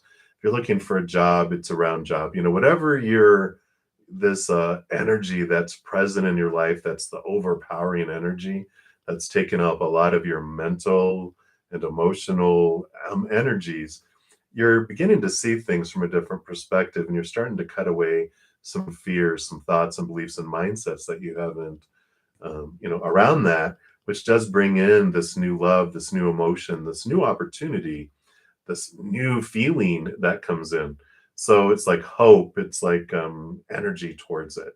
So again, if you're looking for love, this does allow love to come in, because as we cut away more of our expectations and limitations about the how and trying to control things, the more likely it is able to come in, because we're not restricting the universe to it has to be this and it has to be that and blah, blah, blah, blah, blah.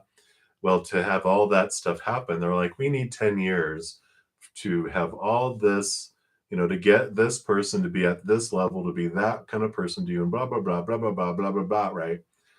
But if we open up and say, let me get some of that stuff off the list that doesn't really matter, these fears or opinions that I've had from others telling me this is what you should want, this supposed to, need to, have to, must, again, expectations and opinion, as you clear those away, oh yeah, we can ship on that next week. Yes, so that's the kind of thing that I feel is coming towards you right now, is you're letting go of more and more expectations and allowing creator and spirit to have more of a leeway and on how and who and when around those things. So I like it, Kavita, and that's what they have for you right now.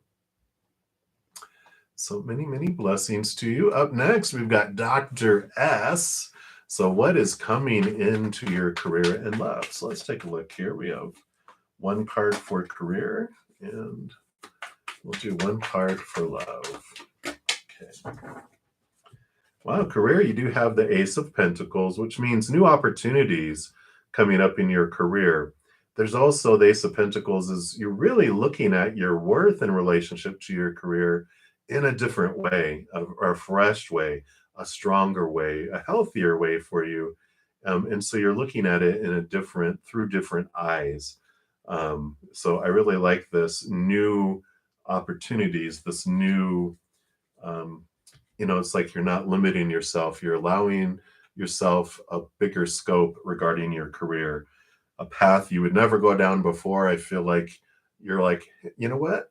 I'm going to allow that to be a possibility. And I like this because it's opening up to more possibilities and opportunities as well. Love, you got some passion coming in here with the Eight of Wands. It's fast moving, it's a lot of passion. So it's not emotional like, I love you. It's like, I like you. So there is some of this attraction that's coming into your life regarding love here. Just be cautious, with that much energy and that much passion. It's like a sparkler at 4th of July. You light it, psst, and then it's done, right? So if you want something to last longer, let it not be a forest fire, but a fire pit. Allow smallness. Don't, unless you want, I do want just a sparkler and to be done, then enjoy that. But if you don't, just be aware of not going, burning each other up with all that fire and that passion. So that's what they have for you right now, Dr. S. So many blessings for you. Alex, you are up next. Need like a general reading. So let's take a look here. What does Spirit want you to know right now? Excuse me, just take a quick sip here.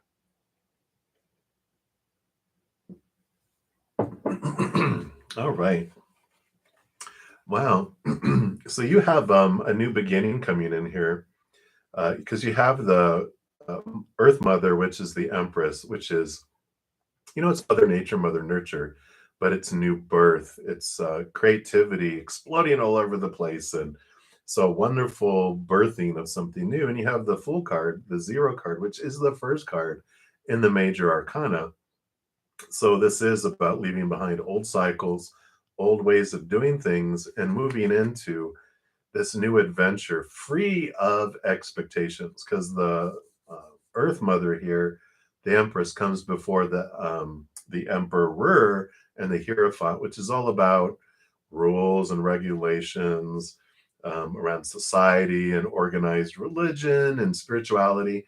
The Mother Earth, she's more free. She's usually naked, out in the woods, free of all those restrictions and rules of society and religions and belief systems and everything, which the Fool card also does, because they are like a new child that is coming into the earth with not a lot of restrictions on them yet before people start saying no, no, no, no, no. So there is this rebirth, this freedom that's coming, this new, like definitely a new adventure that is being encouraged not to have a lot of roles around it. It's about moving forward, allowing yourself the thrill of the adventure and the movement. So I'd like that for you, Alex. That's what they want you to know right now, is just try to be as free from expectations as you can around this new start, this new direction, so that it can just be free feeling instead of,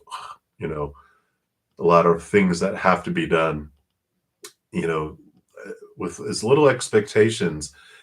Everything that happens is abundance. With a lot of expectations, we usually live with a lot of disappointment. And so they're saying keep the expectations as close to zero, like the Fool, as you can. So there we go. So that is what we have. Many blessings to you. All right. So Jai Shri Krishna, you are up next. So Does the Aries realize their mistake and will they ever apologize to you? So let's take a look here. One card to see, do they realize their mistake and will they ever apologize to you? All right. So, the judgment card here, the XX, double endings, double new beginnings, they see things from a different perspective now. This is their higher self, showing them their human self. And so I feel like they realize their impact. I don't feel like they believe in mistakes. I feel like they believe that everything is a growing experience. It's very ethereal. They're like, um, I may not do what other people want me to do. I may do things that don't turn out the way I expect them to do or what other people expect me to do. But that's growth for them and it's growth for me. And there's no mistakes, there's just experience. So I really feel like, you know, with that, that pretty much answers both questions, right? I feel like they don't feel like anyone makes mistakes. It's all learning experiences, and apologies. They're just like, apology for what? There was no mistake. There's just experience. There's no wasted moment. I feel like they're in this woo, type of perspective, which is actually true. We have expectations and people don't live up to them. It's not, necessarily a mistake. We learn and grow through things. What is it, Thomas Edison, that someone said, you had 1,000 mistakes? Like, no, I found 1,000 successful ways that didn't work. It was like their attitude and approach to it. So I feel like, spirit is, really showing us some, beautiful um, awareness around it, because the more we look at other people, if we feel someone made a mistake, the judgment, and this is actually the judgment card, the judgments we make on other people, it's like if I said, Jai, I think you should give me $1,000 every day for the rest of my life. And you're like, bruddaZEN, I think you are going to be sorely disappointed. and I'm going to be like, well, you're making a mistake. You're supposed to do that for me. I have this mindset. And I know we have a lot of social expectations we create, that you should not do this. You should not cheat on me. You should honor your word. You should not talk to people that way. You should not do this. We have a lot of opinion in this world of our supposed tos, our shoulds, our need tos, our have tos, and our musts. But who makes up those rules, right? It's all opinion.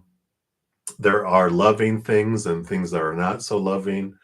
And we all come down here to experience those things. That's what happens when we go further up and we see things from our higher self. We realize the black and white world down here of all our rules and mistakes and supposed tos and shoulds and need tos and have tos and musts are for us to understand more fully who we are, because we don't have any rules on the other side. We just are full of a lot of love, but we come down here to experience what it might feel like to make a mistake. And it's very much a mirror for us to see things.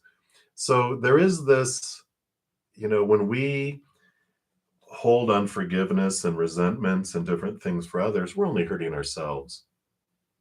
But it's a great opportunity for us to look and go, what was I fearing?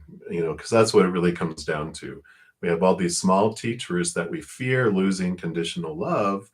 We have this rule that was not, this expectation that was not met, and it's created fear in us. So we can take a look at that, which will free us, right? Because I love, I know forgiveness can be a nasty word, but forgiveness is like choosing to no longer be a vessel that carries pain because of someone else's words or actions. Because we're choosing to be a vessel of pain and we're the one that's carrying the pain. We're the one that's carrying it. We're like, in this case, they may not even believe in mistakes, and we're like, but we're carrying around that pain, and you don't need to. You don't have to anymore. You can release and forgive the person for what they did. Don't have to forgive the action. Don't have to dismiss it as, that's acceptable. It's like, you know what? For my sake, I'm releasing you. I'm releasing my judgment on you. I'm releasing my wrath because I don't want to carry this anymore. And it's for me that I'm doing it.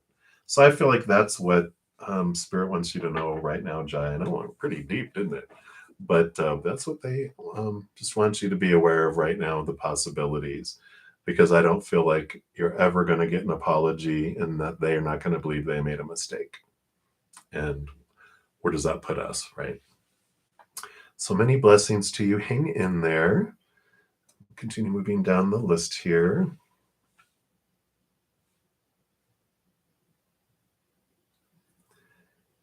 And so, Kevin, we are to you here. So, what is blocking your love life? And I just noticed. I agree that a lot of times Spirit will bring a lot of messages for all of us, and they'll, kill three birds with one stone. But they bring us so much information um, that help us, each of us too. I know I learn so much through readings. I get to sit back and hear as they're, sharing stuff, and then afterwards I get to decompress and go, what did I learn about myself through all these readings over these couple hours? So I love that you shared that. So thank you, Kevin. So let's see what else Spirit has for you here. What is blocking your love life? Let's see what else.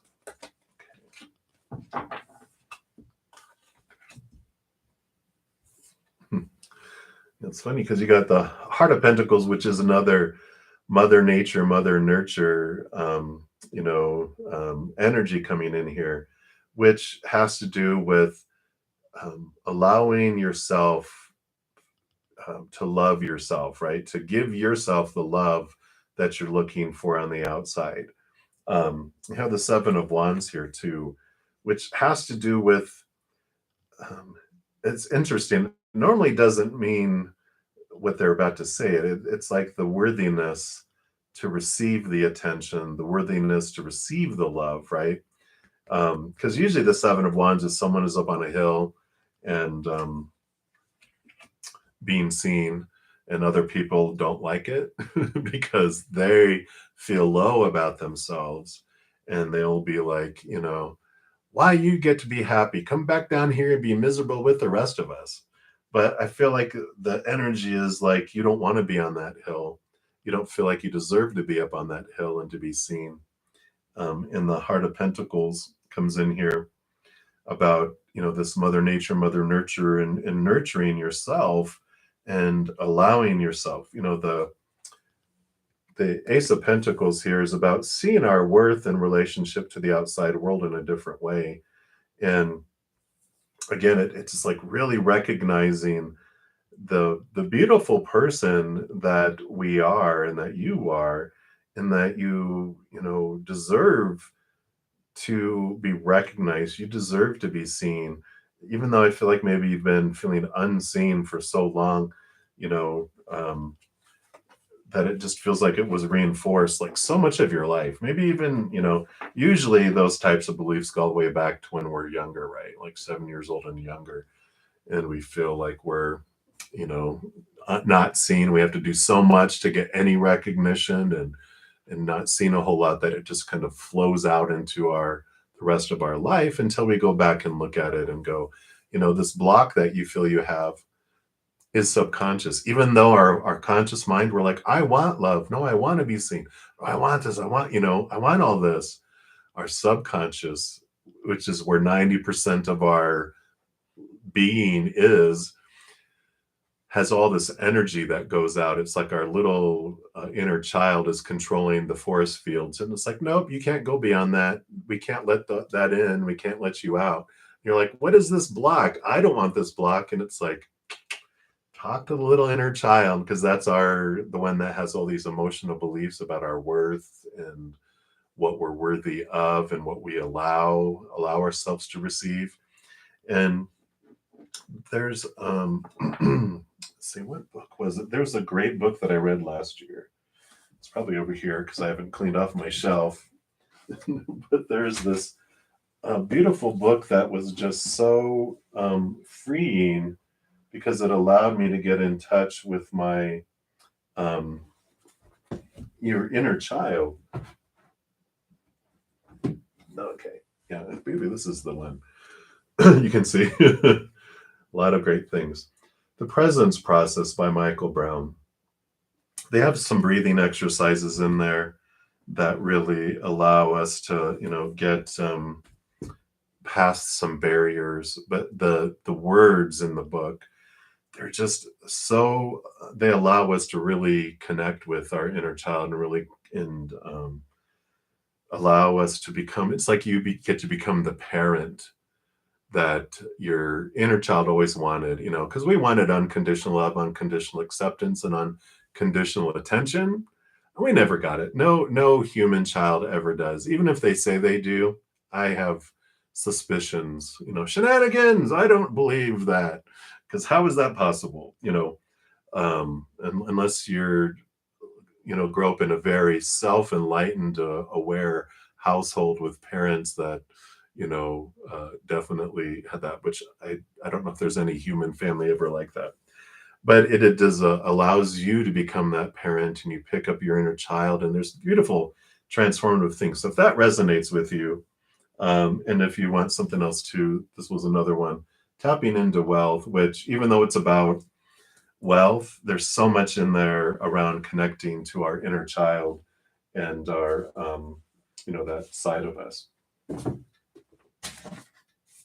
So some great books for anyone that is interested in those. I do a lot of shadow work in my life, and I read those two last year, and I was just like, wonderful information there. But I feel like that will help with the blocks, because it's like your inner child is blocking you, you know, um, keeping that from going forward.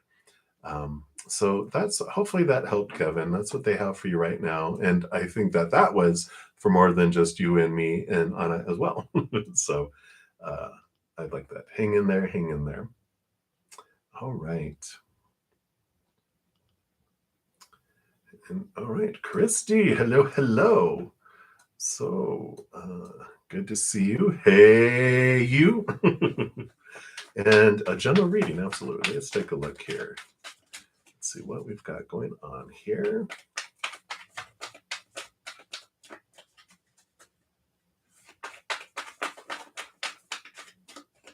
All right.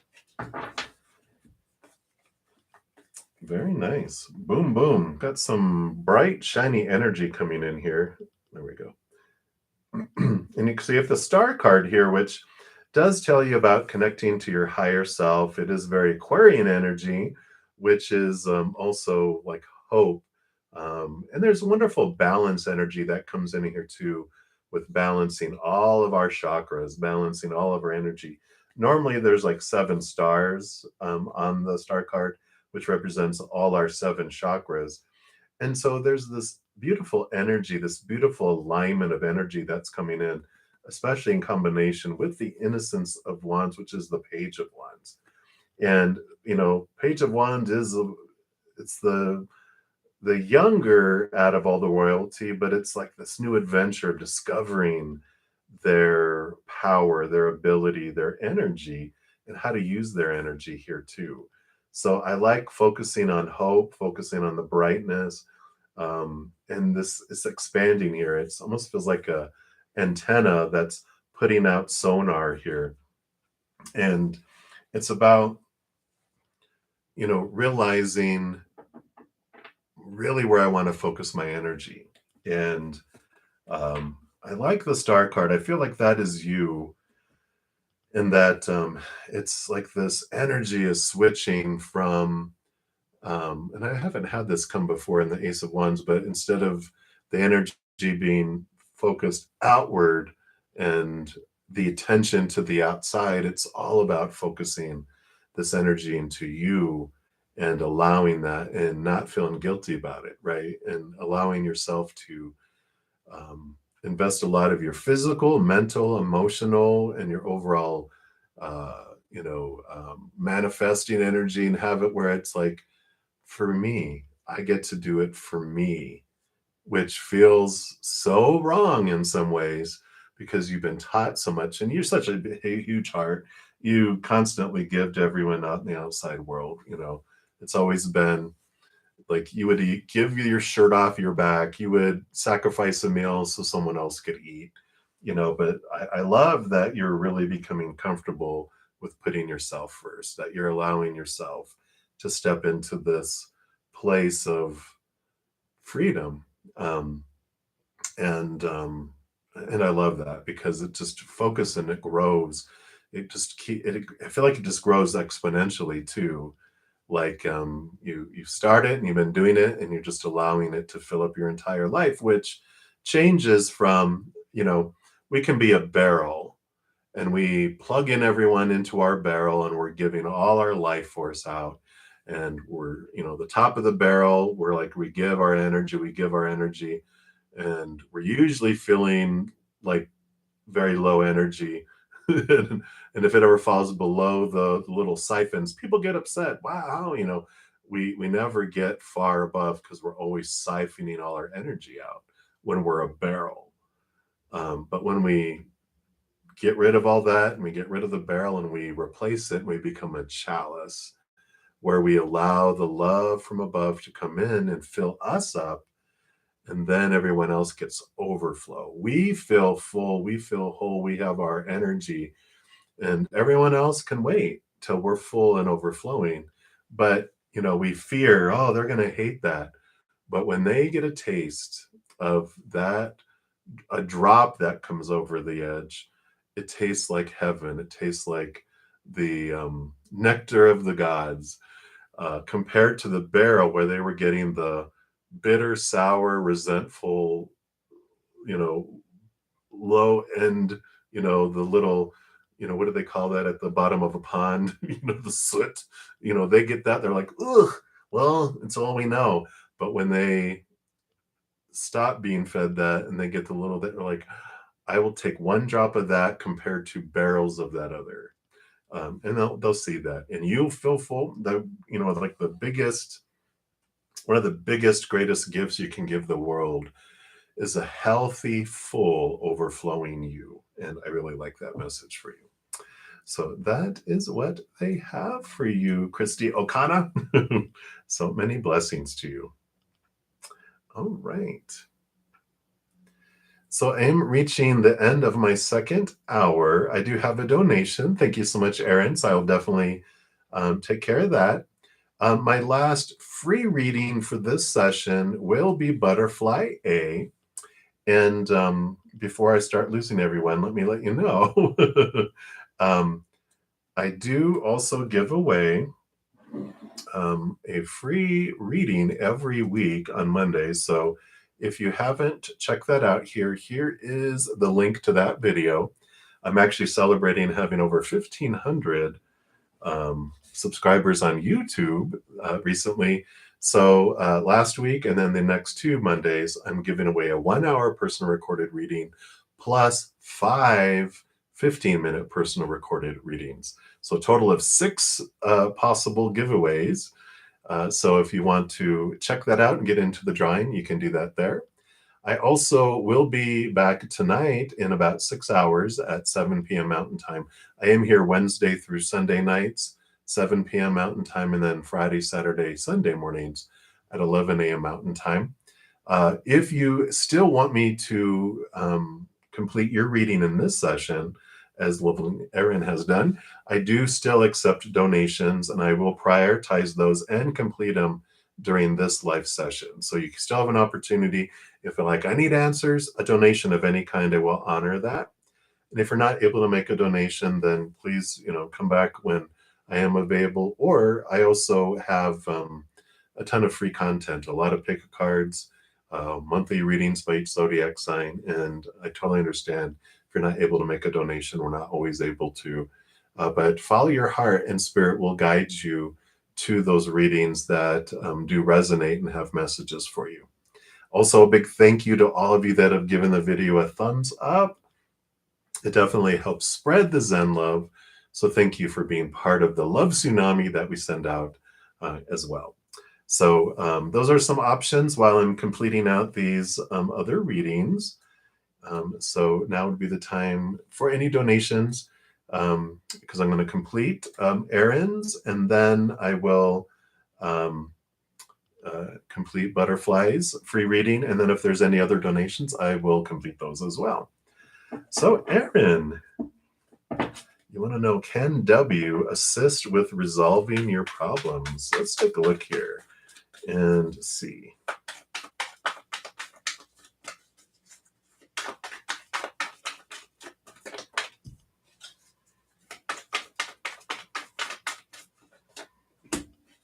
All right, let's see what we got here.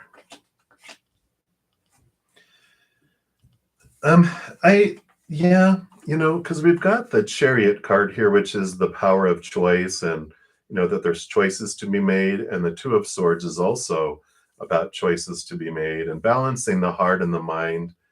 So I feel like they can give you perspective. They can help you with making the decisions that you need to make. They'll give you some unique perspectives on there.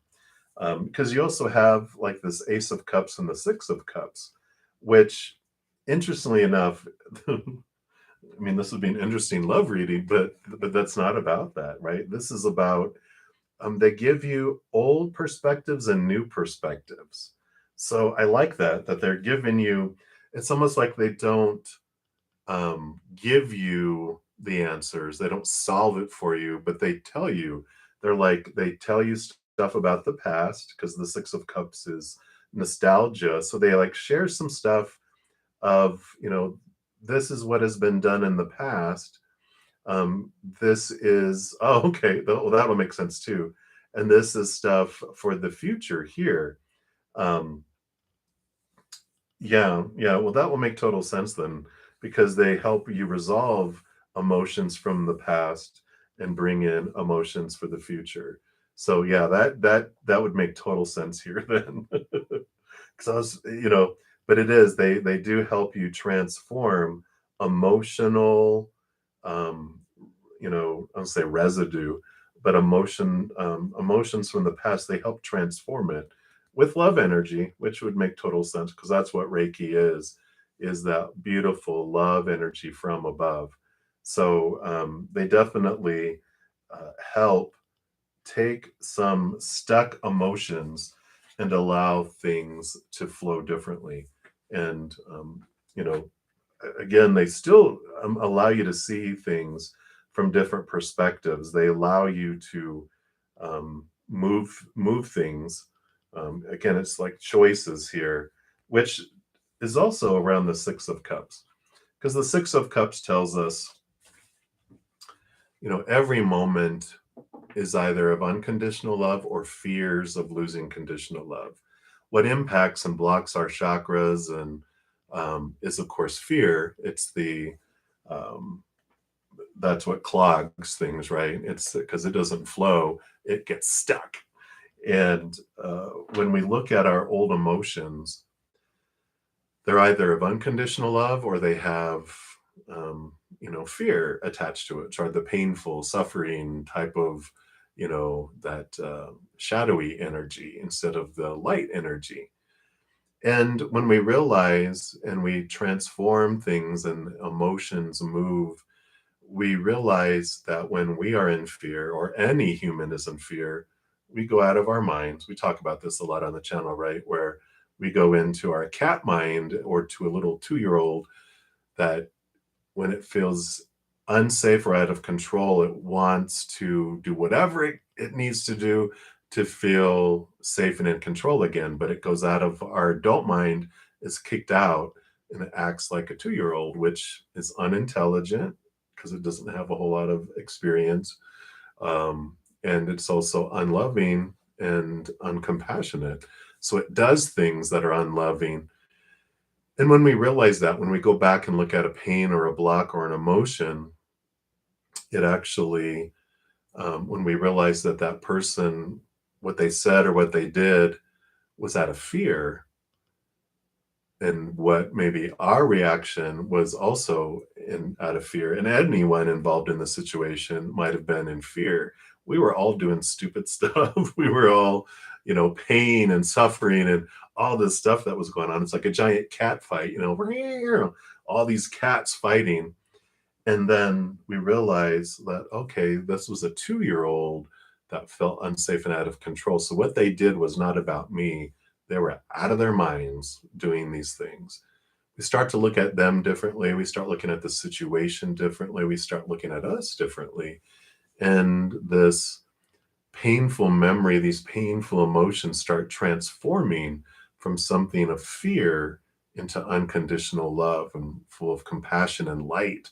And that's what like breaks this clog apart and allows flow to happen in the chakras and our energy centers and our meridians and all that.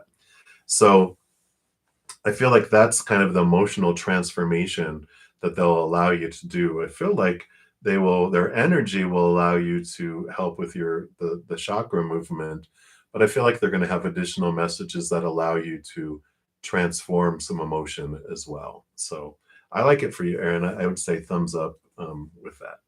So very good. Thank you for letting me know that, because I was like, what is this about? This emotional stuff makes total sense. All right. Many blessings again. Thank you so much for your donation. All right. And then we had left off with Butterfly A. And Butterfly A will be my last free reading for this session, since I've been on for a little over 2 hours. And as I mentioned, I will be back later, or if anyone makes a donation while I am completing this one, then I will also complete those. So Butterfly, you wanted a general here.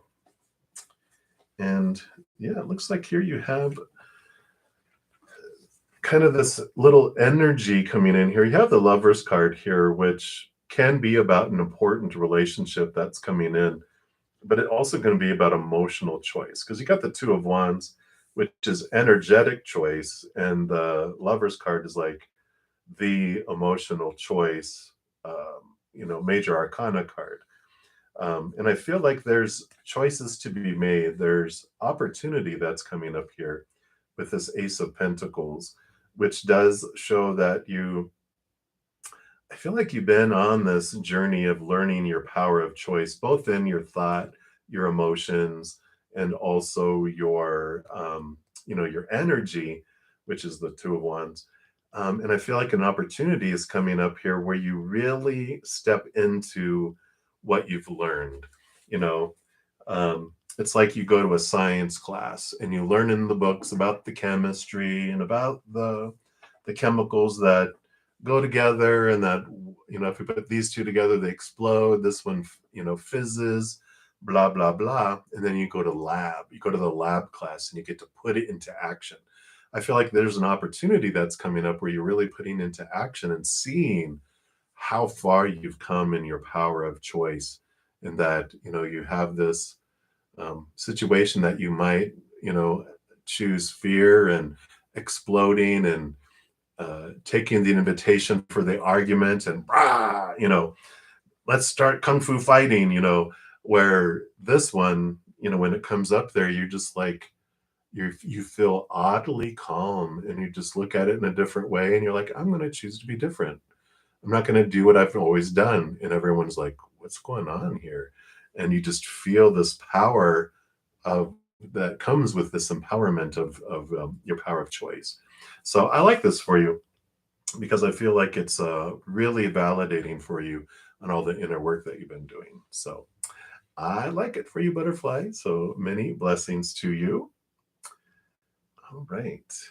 And we'll continue here. So thank you so much. I do have a donation.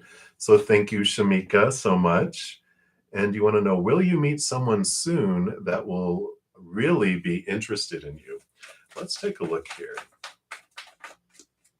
What does Spirit want you to know around your next meeting here? or when will you meet someone that's interested in you and not, you know, ulterior motives and blah, blah, blah, right? So you got 2, 2, 2, 2. So you've got a couple here. Let's see what we've got here.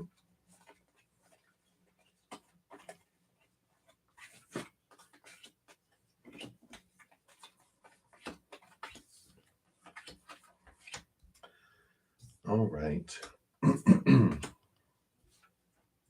Yeah, you do have quite a bit here of, you have a little bit of time of really, a little bit of hermit time, just a little bit though, because you have the hermit card here coming in, the number 9.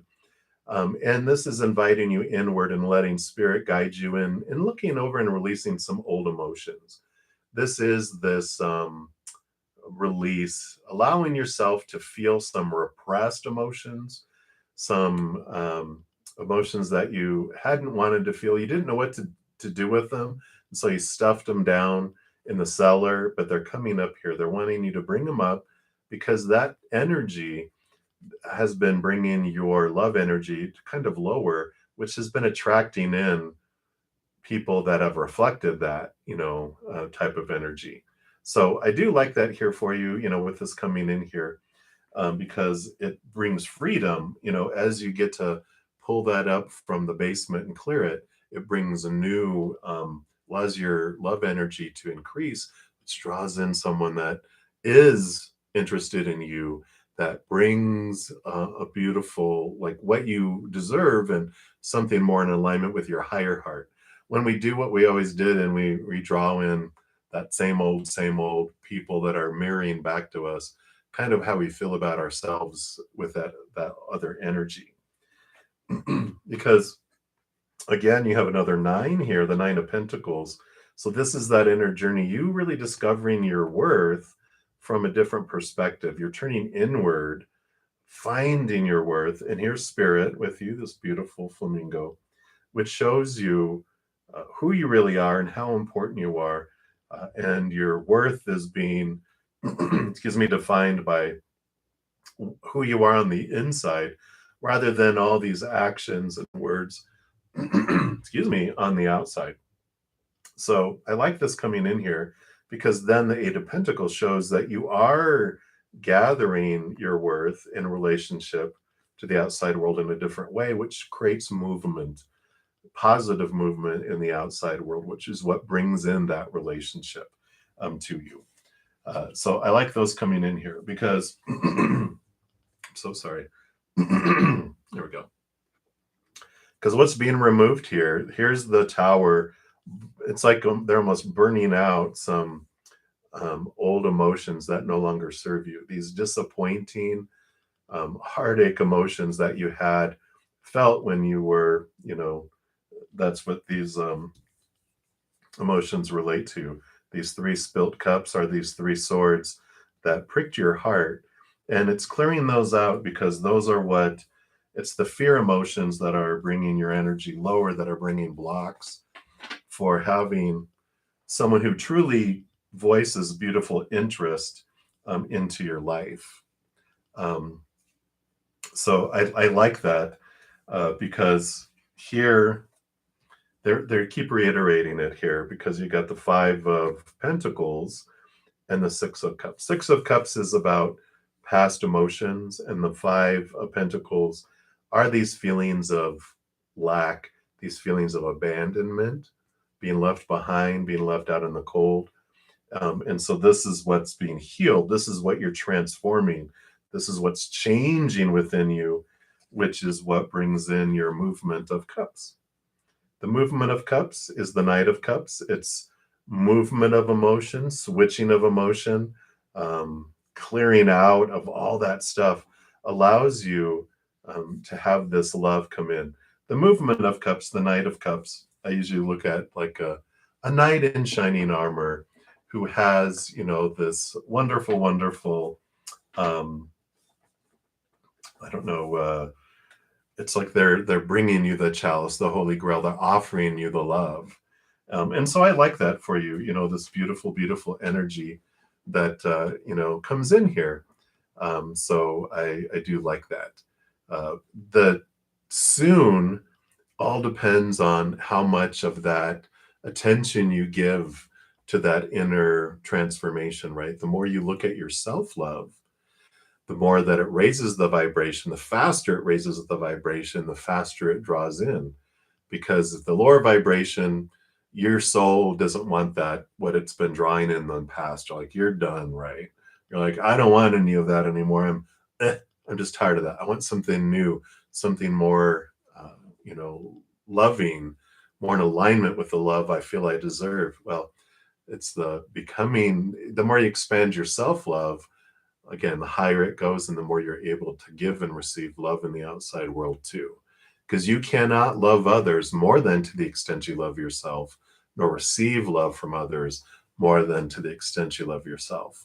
So if you feel like you love yourself this much, no matter how much love you want to give out, it's just going to trickle out. No matter how much love someone wants to give you, it's just going to trickle in. But the more you open up this love, the more this opens up and this flood of love in and out comes. And so that's what's coming here.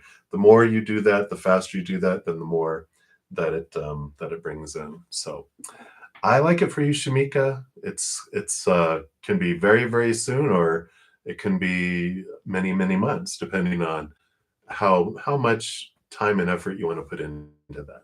I like it because when Spirit told me that in the beginning, I'm like, what? But I'm like, well, I'd rather have it in my hands than someone else's hands. So the speed at which things come to me is within me.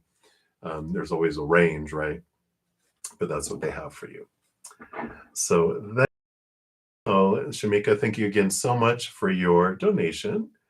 And thank you, Natasha. I do see your donation as well. So thank you so very much for that. And you want to know, what can you expect or should know in the areas of love and career? Let's take a look and see what they want you to know. Let me just check. My phone was blowing up here. Let me just make sure that I'm not missing anyone on there too here.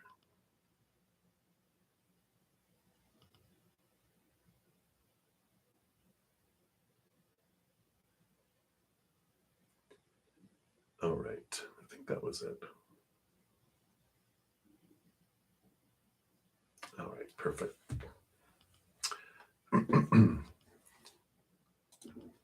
Sometimes, you know, things go awry, and I have friends who will let me know, you know, sound went out, or we can't see you, or whatever.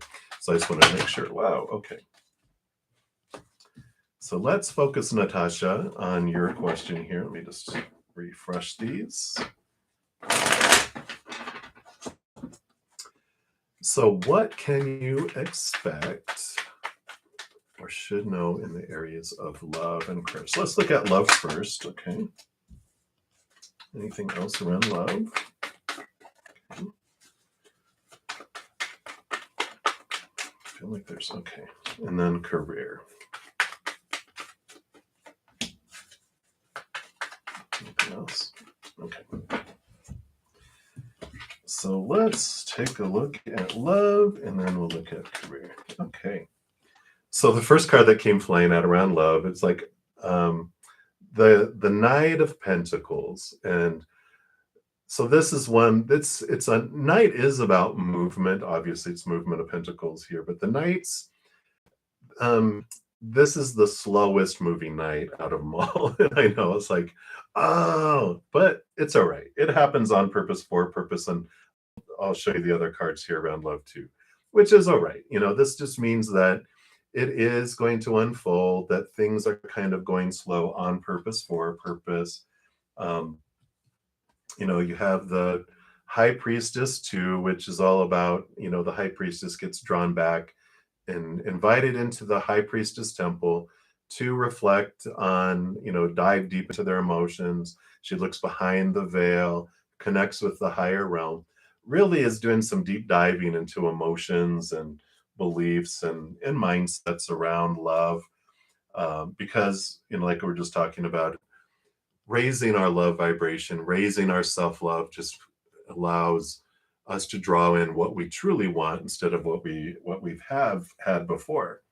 And that has to do here. We've got the Five of Pentacles and the Four of Swords. So, Five of Pentacles is this, it's lack, these beliefs around lack, that like we are lacking, abandonment feelings, being left out in the cold, being left behind, not having a high, um, level of how we perceive ourselves and our worth to others. And it's usually because people have communicated that by their actions or words in the past. And the five is a beautiful transformation. Instead of feeling like a cracked diamond, you end up, as you transform and you really look at things, feeling like, the most precious, sought after diamond. You end up feeling priceless instead of reduced and on clearance, right? Which that's where this comes in with the Four of Swords. It's peace of mind. The Ace of Swords here, the reason why they're able to sleep so soundly and have peace is because this has allowed them to see things from a higher perspective, connected to the beliefs and mindsets that are rooted in unconditional love. And it allows you to, um, really cut away thoughts and beliefs and mindsets. These, which are these three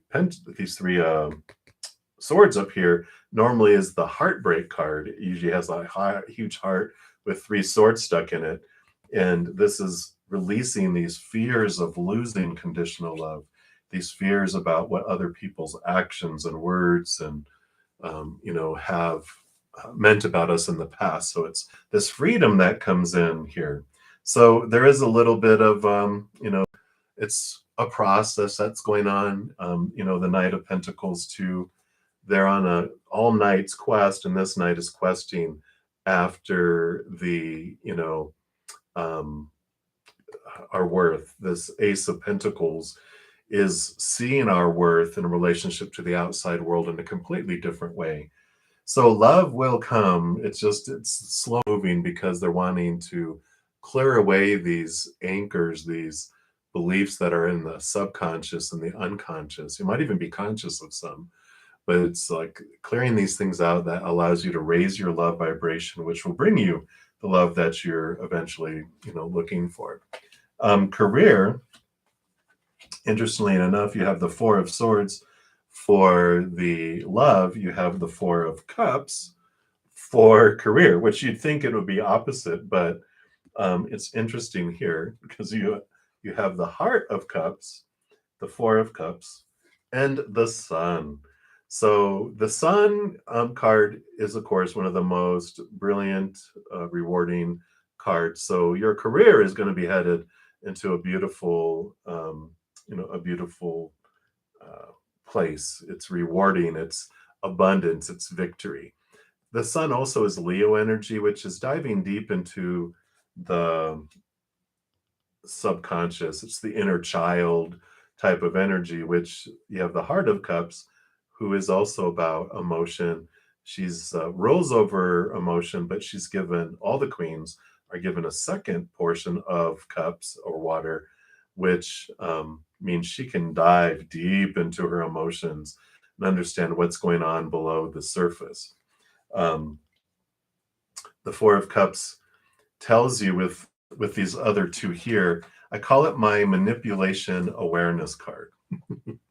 And it teaches you a lot about your career and about where you're wanting to go and what you're wanting to do. Because it feels like there's some emotional blocks that are there, regarding career also. So you've got, the subconscious that are holding you back around love, but some of those same things also impact your, your emotions around your worth on receiving career and being rewarded. So there's some connection between the two that's going on below the surface down there. And the Four of Cups tells me, there's this awareness around being manipulated in life. And so when I tell you about the three stages of manipulation, you might be like, this is what happens to me. And we also are aware that how do we do that to others? But the biggest piece first is realizing, how does this impact me? Because the three stages, the first one is that when we aren't doing something that someone else wants us to do, they will do the poor me, right? Oh, I really wish I could have done that, or wish you would have done that, or crying. And we're taught other people's emotions are our responsibility. So we will go, oh, no, never mind. I'll let you go. And, or I'll, sacrifice my desires and my wishes and everything for you because I don't want you to be sad. So I will give up my dream. I will give up my energy. I'll give up doing that. And, so, we will do that, right? And if that doesn't impact us, if we eventually get over that and we don't allow people's poor me to influence us, then they'll go to depth calm 2 or stage 2, which is anger and bullying. They'll get angry, get loud, slam things around, throw things around, or maybe even, excuse me, physically injure us, right? To make us do what they want us to do. And so we have this fear of angering people, and we will not step out. We will not do things that we want to do. We'll do what they wanted us to do because we're afraid of stepping forward, right? And then if that doesn't work, they go to DEPCON 3, which is stage 3, which is what we as tribal pack animals, we don't want to be ostracized by our tribe or pushed away from our tribe. So rejection is the ultimate tool that people can use to try to make us do what they want us to do. So hanging up on us, ghosting us, not answering our text or our phone, if we live with them, giving us the cold shoulder, the silent treatment, whatever. So we've had these things happen to us in the past, and that could be holding you back from wanting to be able to step through because you're afraid of disappointing or someone who's going to get sad. Like maybe you get a promotion over someone else, or anger or rejection. And the thing about that too is if the 3 don't work, they will start back at number 1 and continue to go through it. So you might recognize that this has been done to you in your past growing up. So it's created some emotional barriers to have you move forward in love or move forward in career and job because of how you have been manipulated in the past and conditioned around things, and you're like discovering, I ain't gonna allow that anymore. I feel like you are going through a time of really being empowered. So that is what I feel is coming through right now for you, Natasha. Hopefully that resonated and helps. Again, thank you so much for your donation. I feel like you are going to be clearing out some stuff, and people just need to better step out of the way. I like the sun card for you too, because the sun does not ask anyone's permission to shine. It shines, and if they can't handle the heat, they can get into the shade, right? So I love this empowerment that's coming forward for you. So that is what they have. Many blessings. Again, thank you for your donation. I do have one more donation. Sudeshni Nadu, thank you so much. Very good. High five, Natasha. All right, so Sudeshni, N contacted you after 2 years. He relapsed. It's amazing because we did a reading about him yesterday. He's tired of life. Wow, and it's like he tried to reach out. All right, let's take a look here. What guidance does Spirit have for you regarding this individual?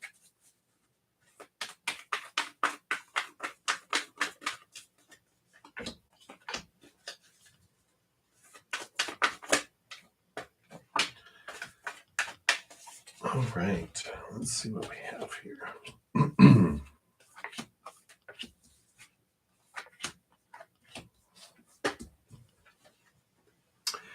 So balance here is what they're bringing in here. I feel like a balanced approach with them is definitely what Spirit wants you to be able to offer there. You can't rescue them. You can't do the balancing for them, and so they feel out of balance and they're relapsing. It's like there's only so much that you can do here because they are at this point here. They got the conflicted mind with 5 of Swords. They have different ways that they're thinking, in different ways that they're they're just being torn between fears and other thoughts. And the 10 of Wands is exhaustion. It is burdened. They're feeling like they've tried to do so much. And this is an important, excuse me, important place for them to be at in their life, because we don't make change until we have tried so hard and we can't find out what we're looking for in the outside world. The guidance on what you can do for them. I mean, we've got the Ace of Cups, which is unconditional love. All you can do is just love them and send them love. You know, Realizing with the Queen of Wands here, you have the power to choose for you where you invest your energy, what you do. And they also have that power. You can't force them. We can make it harder or easier for someone to choose love or fear, but we can't make the choice for them. All we can do, we can't change someone's mind. We can't, um, we can't change the outside world. All we can do is help change hearts, and we change hearts by giving unconditional love. That doesn't mean you're a mat. That doesn't mean you give them your life savings. It doesn't mean any of that. It means you send love to them, and you encourage them to, of course, get assistance, reach out. How can you, if they feel like they don't want to live anymore or anything like that, encourage them to seek counseling, and because there's a lot of beautiful licensed people out there that can help them with that. But until they discover this love they have inside of them, they are going to feel, like that.